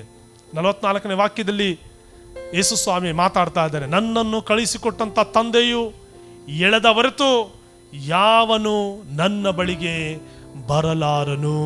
ಹೌದು, ಯಾರು ಸಹ ಕರ್ತನ ಬಳಿಗೆ ಸುಮ್ಮನೆ ಬರುವುದಕ್ಕೆ ಸಾಧ್ಯವಿಲ್ಲ. ಯೇಸು ಸ್ವಾಮಿ ಅವರ ಜೀವಿತದಲ್ಲಿ ದೊಡ್ಡದಾದ ಕಾರ್ಯಗಳನ್ನು ಮಾಡಬೇಕಾಗಿದೆ. ಅವರು ನಮ್ಮನ್ನು ಎಳೆಯುತ್ತಾರೆ. ನಾವು ಪಾಪದಲ್ಲಿ ಬಿದ್ದಿದ್ರೆ, ಪಾಪದ ಕೆಸರಿನಲ್ಲಿ ನಾವೇನಾದರೂ ಸಹ ಬಿದ್ದಿರುವುದಾದರೆ ಯೇಸು ಸ್ವಾಮಿ ನಮ್ಮನ್ನು ಮೇಲಕ್ಕೆ ಎಳೆಯುತ್ತಾರೆ. ಮೇಲಕ್ಕೆ ಎಳೆಯಲು ಆತನು ಶಕ್ತನಾಗಿರುವಂತಹ ದೇವರಾಗಿದ್ದಾರೆ. ದೇವಜನರೇ, ಅದಕ್ಕೆ ಯೇಸು ಸ್ವಾಮಿ ಮಾತನಾಡ್ತಾ, ನನ್ನನ್ನು ಕಳಿಸಿಕೊಟ್ಟಂತ ತಂದೆಯು ಎಳೆದ ಹೊರತು ಯಾವನು ನನ್ನ ಬಳಿಗೆ ಬರಲಾರನು ಮತ್ತು ನಾನು ಅವನನ್ನು ಕಡೆಯ ದಿನದಲ್ಲಿ ಎಬ್ಬಿಸುವೆನು. ಇದೇ ಪುನರುತ್ಥಾನದ ಆಶೀರ್ವಾದ. ಕಡೆಯ ದಿನದಲ್ಲಿ ದೇವರು ನಮ್ಮನ್ನು ಎಬ್ಬಿಸ್ತಾರೆ. ಹೌದು, ಕಡೆಯ ದಿನದಲ್ಲಿ ಯೇಸು ಸ್ವಾಮಿ ನಮ್ಮನ್ನ ಎಬ್ಬಿಸ್ತಾರೆ. ಒಳ್ಳೆಯವರಿಗೂ ಪುನರುತ್ಥಾನ ಆಗುತ್ತೆ, ಕೆಟ್ಟವರಿಗೂ ಸಹ ಪುನರುತ್ಥಾನ ಆಗುತ್ತೆ. ಯೇಸು ಸ್ವಾಮಿ ನಂಬಿರಲಿ, ನಂಬದಲ್ಲೇ ಇರಲಿ, ಅವನು ಮೇಚ್ಲ ಆಗಿರಲಿ, ಆತನು ಊಣ ಆಗಿರಲಿ, ಅವನು ಮಧ್ಯಮ ವರ್ಗದವನಾಗಲಿ, ಕೆಳವರ್ಗದವನಾಗಲಿ, ಯಾವುದೇ ವರ್ಗದವನ, ಅವನು ಸಹ ಎಬ್ಬಿಸಲ್ಪಡಬೇಕಾಗಿದೆ. ಅವರು ಸಹ ಎಬ್ಬಿಸಲ್ಪಡಬೇಕಾಗಿದೆ. ಹಾಗಾದ್ರೆ ಅವ್ರಿಗೂ ನಮಗೂ ಏನಪ್ಪ ವ್ಯತ್ಯಾಸ ಅಂದರೆ, ನಮಗೆ ಒಳ್ಳೆಯದಕ್ಕಾಗಿ ಪುನರುತ್ಥಾನ ಆಗುತ್ತೆ ಎಂಬುದಾಗಿ ಈಗಾಗಲೇ ವಾಕ್ಯದಲ್ಲಿ ನಾವು ನೋಡಿದ್ದೇವೆ. ಅವರಿಗೆ ತೀರ್ಪಿಗಾಗಿ ಪುನರುತ್ಥಾನ ಆಗುತ್ತೆ. ವ್ಯತ್ಯಾಸ ಇದೆ. ಹಲ್ಲೆಲೂಯ. ಇದು ಆಶೀರ್ವಾದ. ನಾವು ಭೂಮಿ ಮೇಲೆ ಇರುವಂಥ ಒಂದು ಸಂದರ್ಭದಲ್ಲಿಯೂ ಸಹ ಅದಕ್ಕೆ ಭೂ ಸಂಬಂಧವಾದಂಥ ಕಾರ್ಯಗಳನ್ನು ನಾವು ಸಾಯಿಸಬೇಕಾಗಿದೆ. ಒಂದು ವ್ಯತ್ಯಾಸ ನಮ್ಮಲ್ಲಿ ಇರಬೇಕಾಗಿದೆ, ಒಂದು ಪ್ರತ್ಯೇಕತೆ ನಮ್ಮಲ್ಲಿ ಇರಬೇಕಾಗಿದೆ. ಲೋಕದವರು ಜೀವಿಸುವಂಥ ರೀತಿಯಲ್ಲಿ ನಾವು ಜೀವಿಸಿದ್ರೆ, ದೇವಜನರೇ, ಈ ಪುನರುತ್ಥಾನದ ವಿಚಾರದಲ್ಲಿ ನಾವು ದೇವರ ಮಕ್ಕಳ ದೇವರ ಮಕ್ಕಳ ಕಡೆ ನಾವು ಇರದ ಹಾಗೆ ಲೋಕದ ಕಡೆಯವರಾಗಿರ್ತೇವೆ. ನಾವು ದೇವರನ್ನು ಅಂಗೀಕಾರ ಮಾಡಿಕೊಂಡ ಮೇಲೆ, ಯೇಸು ಸ್ವಾಮಿ ನಾವು ಅಂಗೀಕಾರ ಮಾಡಿಕೊಂಡ ಮೇಲೆ ಆತನಿಗಾಗಿ ನಾವು ಜೀವಿಸಬೇಕಾಗಿದೆ. ಅದಕ್ಕೆ ಯೇಸು ಸ್ವಾಮಿ ಮಾತನಾಡ್ತಾ, ಜೀವ ಕೊಡುವ ರೊಟ್ಟಿ ನಾನೇ. 6ನೇ ಅಧ್ಯಾಯ ಯೋಹಾನ 48ರಿಂದ 49, ಜೀವ ಕೊಡುವಂಥ ರೊಟ್ಟಿ ನಾನೇ. ನಿಮ್ಮ ಹಿರಿಯರು ಅಡವಿಯಲ್ಲಿ ಮನ್ನಾ ತಿಂದರು, ಸತ್ತು ಹೋದರು. ಹಲ್ಲೆಲೂಯ. ಹೌದು, ಅವ್ರು ಮನ್ನಾ ತಿಂದರು, ಅವ್ರು ಸತ್ತರು. ಒಳ್ಳೆಯದವನು ಮಾಡಿದನು ಸಹ ಸತ್ತ, ದೇವರಿಗೆ ವಿರುದ್ಧವಾಗಿ ಗುಣಗುಟ್ಟವನು ಸಹ ಸತ್ತ. ಆದರೆ ಯೇಸು ಸ್ವಾಮಿಯಲ್ಲಿ ಪರಲೋಕದಿಂದ ಇಳಿದು ಬಂದಂಥ ರೊಟ್ಟಿ ನಾನೇ. ಯೇಸು ಸ್ವಾಮಿ ಮಾತನಾಡ್ತಾ ಇದ್ದಾರೆ ತನ್ನ ವಿಚಾರವಾಗಿ. ಆ ರೊಟ್ಟಿ ಎಂಥದ್ದಂದರೆ, ಅದನ್ನು ತಿನ್ನುವವನು ಅಥವಾ ತಿಂದವನು ಸಾಯುವುದಿಲ್ಲ. ಅಂದರೆ ಆತ್ಮಿಕವಾಗಿ ನೋಡೋದಾದರೆ ದೇವರ ವಾಕ್ಯ, ಅದಕ್ಕೆ ಯೇಸು ಸ್ವಾಮಿ ಮಾತನಾಡುತ್ತಾ, ಮನುಷ್ಯನು ರೊಟ್ಟಿ ತಿಂದ ಮಾತ್ರದಿಂದ ಬದುಕುವುದಿಲ್ಲ. ಹಾಗಾದ್ರೆ ಮನುಷ್ಯ ಹೇಗೆ ಬದುಕ್ತಾನೆ? ದೇವರ ವಾಕ್ಯದಿಂದ. ಹೌದು, ಅದೇ ವಾಕ್ಯವನ್ನಂತಹ ರೊಟ್ಟಿ ವಿಚಾರವಾಗಿ ಯೇಸು ಸ್ವಾಮಿ ಮಾತನಾಡ್ತಾ ಇರೋದು. ಪರಲೋಕದಿಂದ ಇಳಿದು ಬರುವ ಜೀವವುಳ್ಳ ರೊಟ್ಟಿಯು ನಾನೇ. ಹಾಲೆಲೂಯ. ಹೌದು, ಆ ರೊಟ್ಟಿಯನ್ನು ಯಾವನಾದರೂ ತಿಂದರೆ ಅವನು ಸದಾ ಕಾಲ ಬದುಕುವನು. ನೋಡಿ, ಅದಕ್ಕೆ ಇತ್ತೀಚಿನ ದಿನಗಳಲ್ಲಿ ನಾವು ಸಭೆಗೆ ಬರೋದಕ್ಕೆ ನಮಗೆ ಅವಕಾಶಗಳಿಲ್ಲ ಅಂದ್ರು ಅಟ್ಲೀಸ್ಟ್ ನಿಮ್ಮ ಮನೆಯಲ್ಲಾದರೂ ದೇವರ ವಾಕ್ಯ ಕೇಳೋದಕ್ಕೆ ದೇವರು ಈ ರೀತಿ ನಮಗೆ ಸಹಾಯ ಮಾಡಿದ್ದಾರೆ. ದೇವ ಜನರೇ, ನಾನು ನಂಬ್ತೇನೆ ನೀವು ಮನೆಗಳಲ್ಲಿ ಕುಳಿತು ಅಥವಾ ಇರುವಂಥ ಒಂದು ಸ್ಥಳದಲ್ಲಿ ಇದನ್ನು ನೀವು ವೀಕ್ಷಿಸ್ತಾ ಇದ್ದೀರಾ, ಮತ್ತೆ ನೀವು ಗಮನಿಸ್ತಾ ಇದ್ದೀರಾ, ನೋಡ್ತಾ ಇದ್ದೀರಾ. ದೇವರ ವಾಕ್ಯ ನಿಮ್ಮಲ್ಲಿ ಹೋಗ್ತಾ ಇದೆ, ದೇವರ ವಾಕ್ಯ ನಿಮ್ಮ ಜೀವಿತದಲ್ಲಿ ಕಾರ್ಯ ಮಾಡುತ್ತೆ.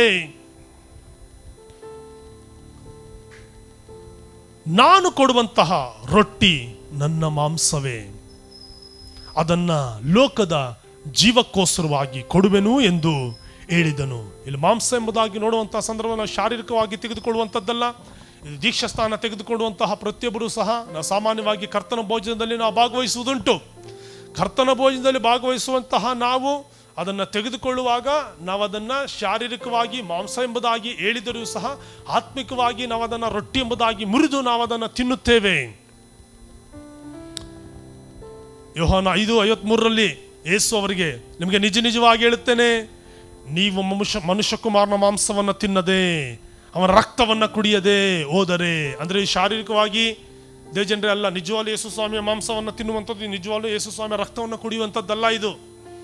ಅದಕ್ಕೆ ಹೋಲಿಕೆಯಾಗಿ ನಾವು ರೊಟ್ಟಿ ಮತ್ತು ದ್ರಾಕ್ಷಾರಸದಲ್ಲಿ ಏನಾಗ್ತೇವೆ, ನಾವು ಇದನ್ನು ಭಾಗವಹಿಸ್ತೇವೆ. ಹೌದು, ಇದು ದೇವರ ಮಕ್ಕಳಿಗೆ ಬಹಳ ಅವಶ್ಯಕವಾಗಿದೆ. ಯೇಸು ಸ್ವಾಮಿ ಇದನ್ನು ನಮಗೆ ಹೇಳಿದ್ದಾರೆ. ಆದಿ ಕಾಲದಲ್ಲಿ ಅಪೊಸ್ತಲರು ಮನೆಗಳಲ್ಲಿ ಅವ್ರು ರೊಟ್ಟಿ ಮುರಿತಾ ಇದ್ರು, ಪ್ರಾರ್ಥನೆ ಮಾಡ್ತಾ ಇದ್ರು, ಅನ್ಯೋನ್ಯತೆಯಲ್ಲಿದ್ದರು. ಅವ್ರು ಮಾಡ್ತಾ ಇದ್ದಿದ್ದೇನು? ಪ್ರತಿದಿನ ರೊಟ್ಟಿ ಮುರಿತಾ ಇದ್ರು, ಪ್ರತಿದಿನ ಈ ಒಂದು ಭೋಜನದಲ್ಲಿ ಅವರು ಭಾಗವಹಿಸ್ತಾ ಇದ್ರು. ಇದನ್ನು ಆತ್ಮಿಕವಾಗಿ ಯೇಸು ಸ್ವಾಮಿ ಹೇಳ್ತಾ ಇದ್ದಾರೆ. ಈಗ ಸದ್ಯಕ್ಕೆ ನಮಗೆ ದೇವರ ವಾಕ್ಯವೇ ರೊಟ್ಟಿಯಾಗಿದೆ, ದೇವರ ವಾಕ್ಯವೇ ನಮಗೆ ನೀರಾಗಿದೆ.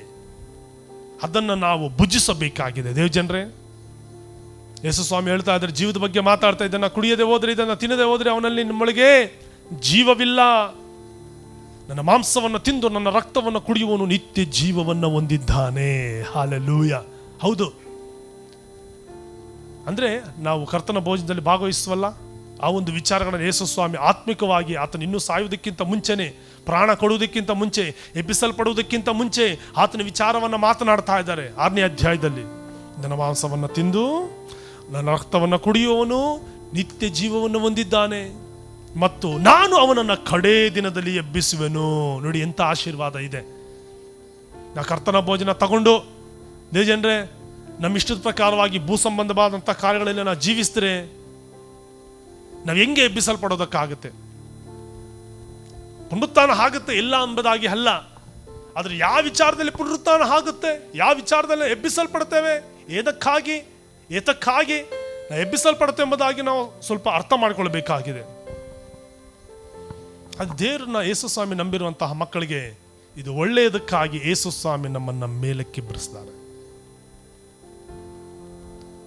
2 ಕೊರಿಂಥ 5ನೇ ಅಧ್ಯಾಯ 6ನೇ ವಾಕ್ಯದಲ್ಲಿ ಅಪೊಸ್ತಲ ಅಂತ ಪೌಲನು ಈ ರೀತಿಯಾಗಿ ಆತನು ಬರೀತಾ ಇದ್ದಾನೆ, ಹೀಗಿರೋದ್ರಿಂದ ನಾವು ಯಾವಾಗಲೂ ಧೈರ್ಯವುಳ್ಳವರಾಗಿದ್ದೇವೆ. ಹೌದು, ನಮ್ಮೆಲ್ಲರಿಗೂ ಸಹ ಧೈರ್ಯ ಇದೆ.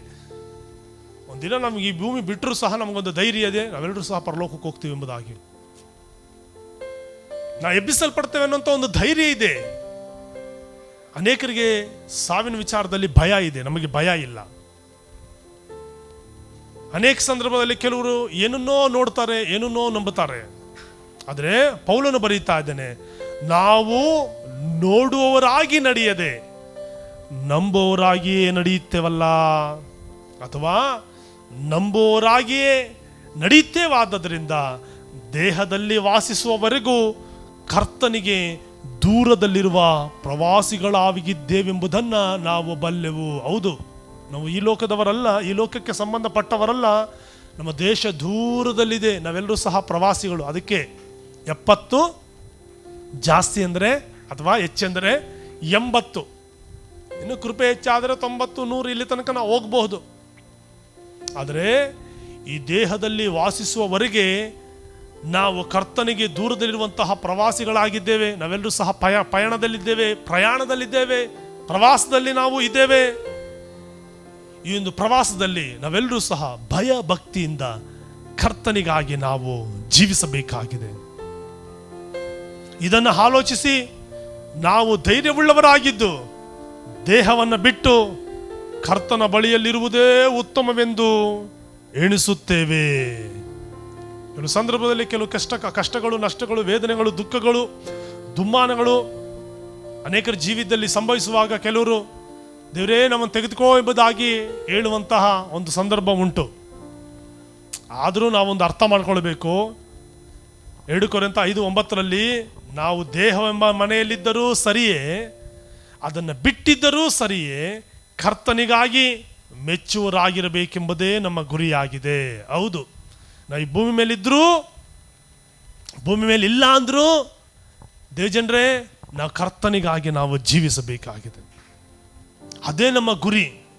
ನಾವು ಭೂಮಿಗೆ ಸಂಬಂಧಪಟ್ಟಂಥ ಕಾರ್ಯಗಳ ಮೇಲೆ ನಮ್ಮ ಮನಸ್ಸನ್ನು ಯಾವುದೇ ಕಾರಣಕ್ಕೂ ಇಡಬಾರದು.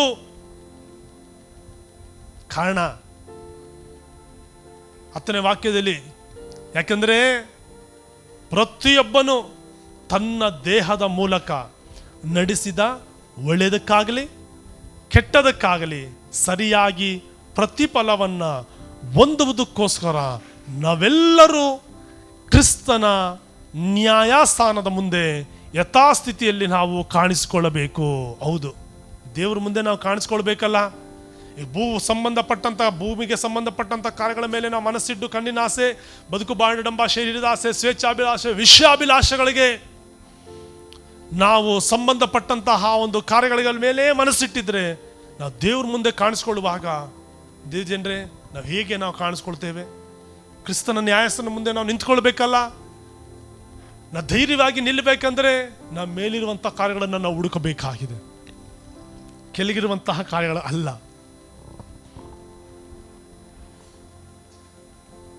ಅದಕ್ಕೆ ಅಪೊಸ್ತಲನಾದ ಪೌಲನು ಈ ರೀತಿಯಾಗಿ ಹೇಳ್ತಾನೆ, ನನಗಂತೂ ಬದುಕುವುದೆಂದರೆ ಕ್ರಿಸ್ತನೇ, ನನಗಂತೂ ಬದುಕುವುದೆಂದರೆ ಕ್ರಿಸ್ತನೇ. ಫಿಲಿಪ್ಪಿ 1:21 ಸಾಯುವುದು ಲಾಭವೇ. ಆತನಿಗೆ ಗೊತ್ತದೆ, ನನ್ನ ಸತ್ತರೂ ಸಹ ಕರ್ತನ ಬಳಿಯಲ್ಲಿರ್ತೇನೆ. ದೇವರು ಕಡೆಯ ದಿನದಲ್ಲಿ ನನ್ನ ಎಬ್ಬಿಸ್ತಾರೆ. ಅದಕ್ಕೆ ನೋಡ್ರಿ, ಯಾರೂ ಸಹ ಭೂಮಿ ಮೇಲೆ ಯಾರು ಸಾಯಿದ್ರೆ, ಯಾರು ಸತ್ತರೆ ಲಾಭ ಎಂಬುದಾಗಿ ಯಾರು ಹೇಳಲ್ಲ. ಅದೇ ಕ್ರಿಸ್ತ ನಮಗಾಗಿ ಸತ್ತು 3ನೇ ದಿನದಲ್ಲಿ ಎಬ್ಬಿಸಲ್ಪಟ್ಟ ನಿಮಿತ್ತವಾಗಿ ಅದು ನಮಗೆ ಲಾಭವಾಗಿದೆ. ಅದಕ್ಕೆ ನಾವೆಲ್ಲರೂ ಸಹ ಕ್ರಿಸ್ತನನ್ನು ಆರಾಧನೆ ಮಾಡ್ತೇವೆ, ಆತನನ್ನು ಸ್ತುತಿಸ್ತೇವೆ. ಪೌಲನು ಸಹ ಅದು ಹೇಳ್ತಾ ಇದೆ, ನನಗಂತೂ ಬದುಕುವುದೆಂದರೆ ಕ್ರಿಸ್ತನೇ, ನಮ್ಮ ಜೀವನನೇ ಅದೇ. ಅದಕ್ಕೆ ಯೇಸು ಸ್ವಾಮಿ ಹೇಳಿದ್ದು ಮಾರ್ತಳಿಗೆ, ನಾನೇ ಪುನರುತ್ಥಾನವೂ ಜೀವವೂ ಆಗಿದ್ದೇನೆ, ನನ್ನನ್ನು ನಂಬುವನು ಸತ್ತರೂ ಸಹ ಬದುಕುವನು ಎಂಬುದಾಗಿ. ಹೌದು, ಬದುಕುವಂಥ ಪ್ರತಿಯೊಬ್ಬರು ಯೇಸು ಸ್ವಾಮಿಯನ್ನೇ ನಂಬಿ ಬದುಕಬೇಕಾಗಿದೆ, ಜೀವಿಸಬೇಕಾಗಿದೆ. ಅದು ನಮಗೆ ಲಾಭವಾಗಿದೆ, ಅದು ನಮಗೆ ಆಶೀರ್ವಾದವಾಗಿದೆ.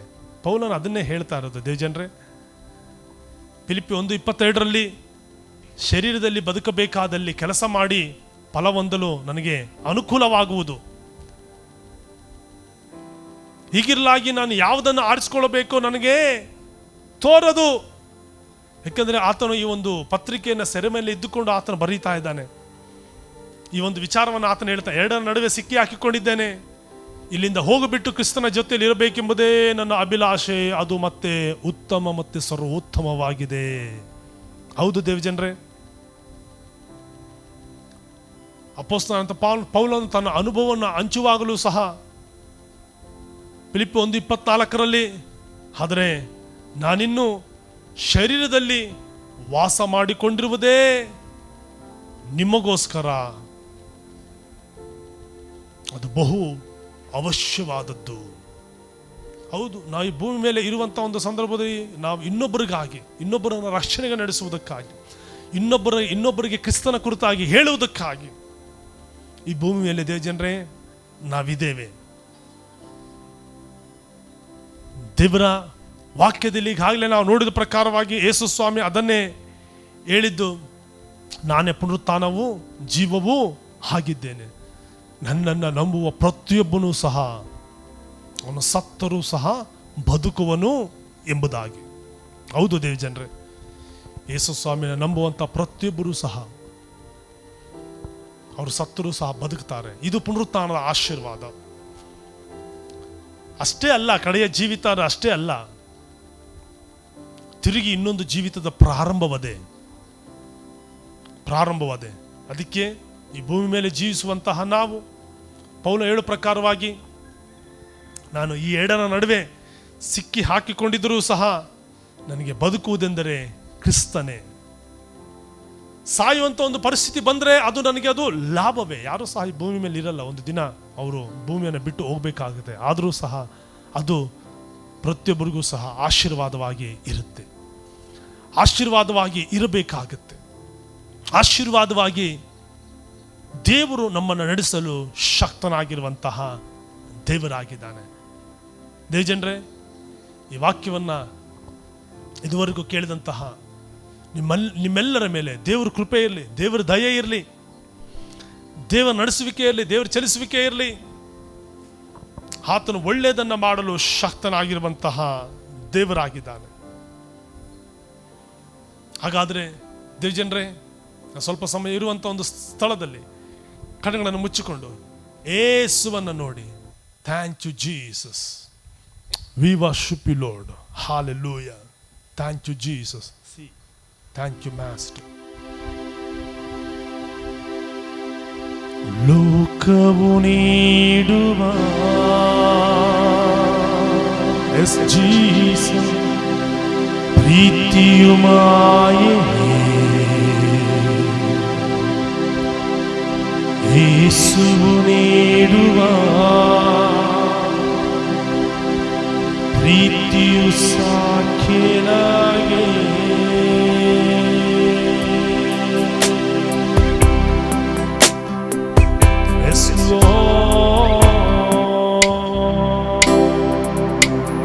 ಲೋಕವು ನೀಡುವ ಪ್ರೀತಿಯು ಮಾಯೆಯೇ, ಯೇಸುವು ನೀಡುವ ಪ್ರೀತಿಯು ಸಾಕ್ಷಿಯಾಗಿ. ಯೇಸುವೇ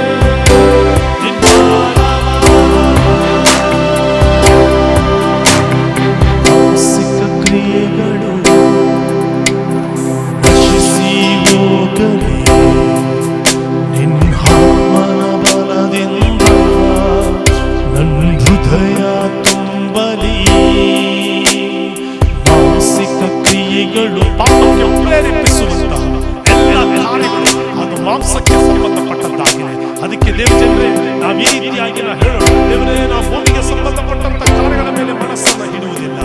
ಏಸಪ್ಪ, ನಾವೆಲ್ಲರೂ ಸಹ ಮೇಲಿರುವಂತ ಕಾರ್ಯಗಳನ್ನು ನಾವು ಹುಡುಕುವರಾಗಿದ್ದೇವೆ ಸ್ವಾಮಿ. ಹೇಳ್ಬೋದಾ ದೇವಜನರೇ?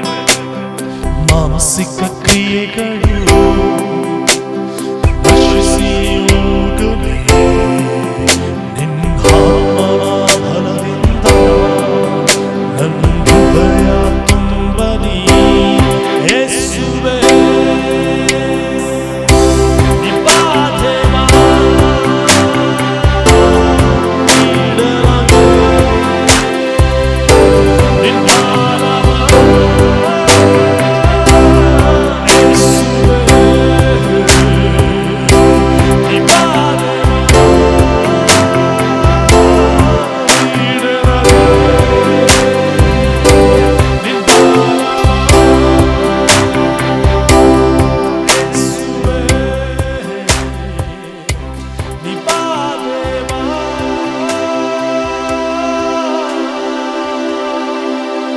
Thank you, Jesus.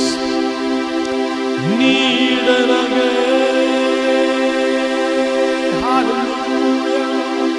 Jesus. ನಿಮ್ಮ ನಾಮ ನಾನೇ ಪುನರುತ್ಥಾನವೂ ಜೀವ ಎಂಬುದಾಗಿ ಹೇಳಿದಂತಹ ಯೇಸುವೇ, ಥ್ಯಾಂಕ್ ಯು ಜೀಸಸ್. ನಾನು ನಿಮ್ಮ ಮೇಲೆ ನಂಬಿಕೆ ಇಟ್ಟಿದ್ದೇನೆ, ನಿಮಗಾಗಿ ನಾವು ಜೀವಿಸ್ತೇವೆ, ನಿಮಗಾಗಿ ನಾವು ಜೀವಿಸ್ತೇವೆ, ಕಡೆಯವರೆಗೂ ನಿಮಗಾಗಿ ನಾವು ಜೀವಿಸ್ತೇವೆ. ಭೂಮಿಗೆ ಸಂಬಂಧಪಟ್ಟಂತ ಕಾರ್ಯಗಳ ಮೇಲೆ ಮನಸ್ಸಿಡುವುದಿಲ್ಲ. ನಾನು ಕಣ್ಣೆತ್ತಿ ಪರ್ವತಗಳ ಕಡೆ ನೋಡುತ್ತೇನೆ, ಸಹಾಯವೆಲ್ಲಿಂದ ಬರುತ್ತದೆ? ಭೂಮಿ ಆಕಾಶವನ್ನು ನಿರ್ಮಿಸಿದಂತ ಯೇಸುವಿನಿಂದಲೇ ನನಗೆ ಸಹಾಯ ಬರುತ್ತೆ. ಇದನ್ನು ವೀಕ್ಷಿಸ್ತಾ ಇರುವಂತ, ನೋಡ್ತಾ ಇರುವಂತ ಪ್ರತಿಯೊಬ್ಬರ ಮೇಲೆ ನಿನ್ನ ಪುನರುತ್ಥಾನದ ಶಕ್ತಿ ಇಳಿದು ಬರಲಿ, ನಿನ್ನ ಮಹಿಮೆ ಇಳಿದು ಬರಲಿ, ನಿನ್ನ ಸಾನ್ನಿಧ್ಯ ಇಳಿದು ಬರಲಿ. ತಡೆಗಳನ್ನೆಲ್ಲವನ್ನು ಸಹ ತೆಗೆದುಹಾಕು. ಇದನ್ನ ನೋಡ್ತಾ ಇರುವಂತ, ವೀಕ್ಷಿಸ್ತಾ ಇರುವಂತ, ಕೇಳ್ತಾ ಇರುವಂತ ಪ್ರತಿಯೊಬ್ಬರ ಮೇಲೆ ಈ ವಾರದ ಮೊದಲನೇ ದಿನದ ಬಲ, ಅಭಿಷೇಕ, ಪುನರುತ್ಥಾನದ ಶಕ್ತಿ ಪ್ರತಿಯೊಬ್ಬರ ಮೇಲೆ ಇಳಿಯಲಿ ಸ್ವಾಮಿ. ಒಂದೊಂದು ಮನೆಯನ್ನು ಆಶೀರ್ವದಿಸು, ಒಬ್ಬೊಬ್ಬರನ್ನು ಆಶೀರ್ವದಿಸು, ಅವರ ಕುಟುಂಬಗಳನ್ನು, ಜೀವಿತಗಳನ್ನು ಆಶೀರ್ವದಿಸು ಸ್ವಾಮಿ. ಈ ಪುನರುತ್ಥಾನದ ಆಶೀರ್ವಾದ ಈ ಕಠಿಣ ದಿನಗಳಲ್ಲಿ ಅವರ ಮೇಲೆ ಶಾಶ್ವತವಾಗಿ ನೆಲೆಗೊಂಡಿರಲಿ ಎಂಬುದಾಗಿ ನಾವು ಪ್ರಾರ್ಥಿಸ್ತೇವೆ.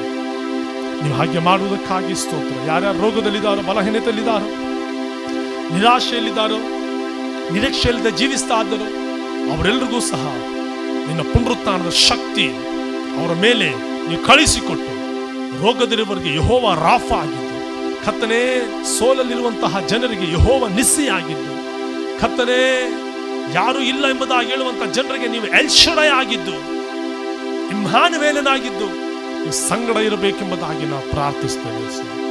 ನೀವು ಹಾಗೆ ಮಾಡುವುದಕ್ಕಾಗಿ ಸ್ತೋತ್ರ.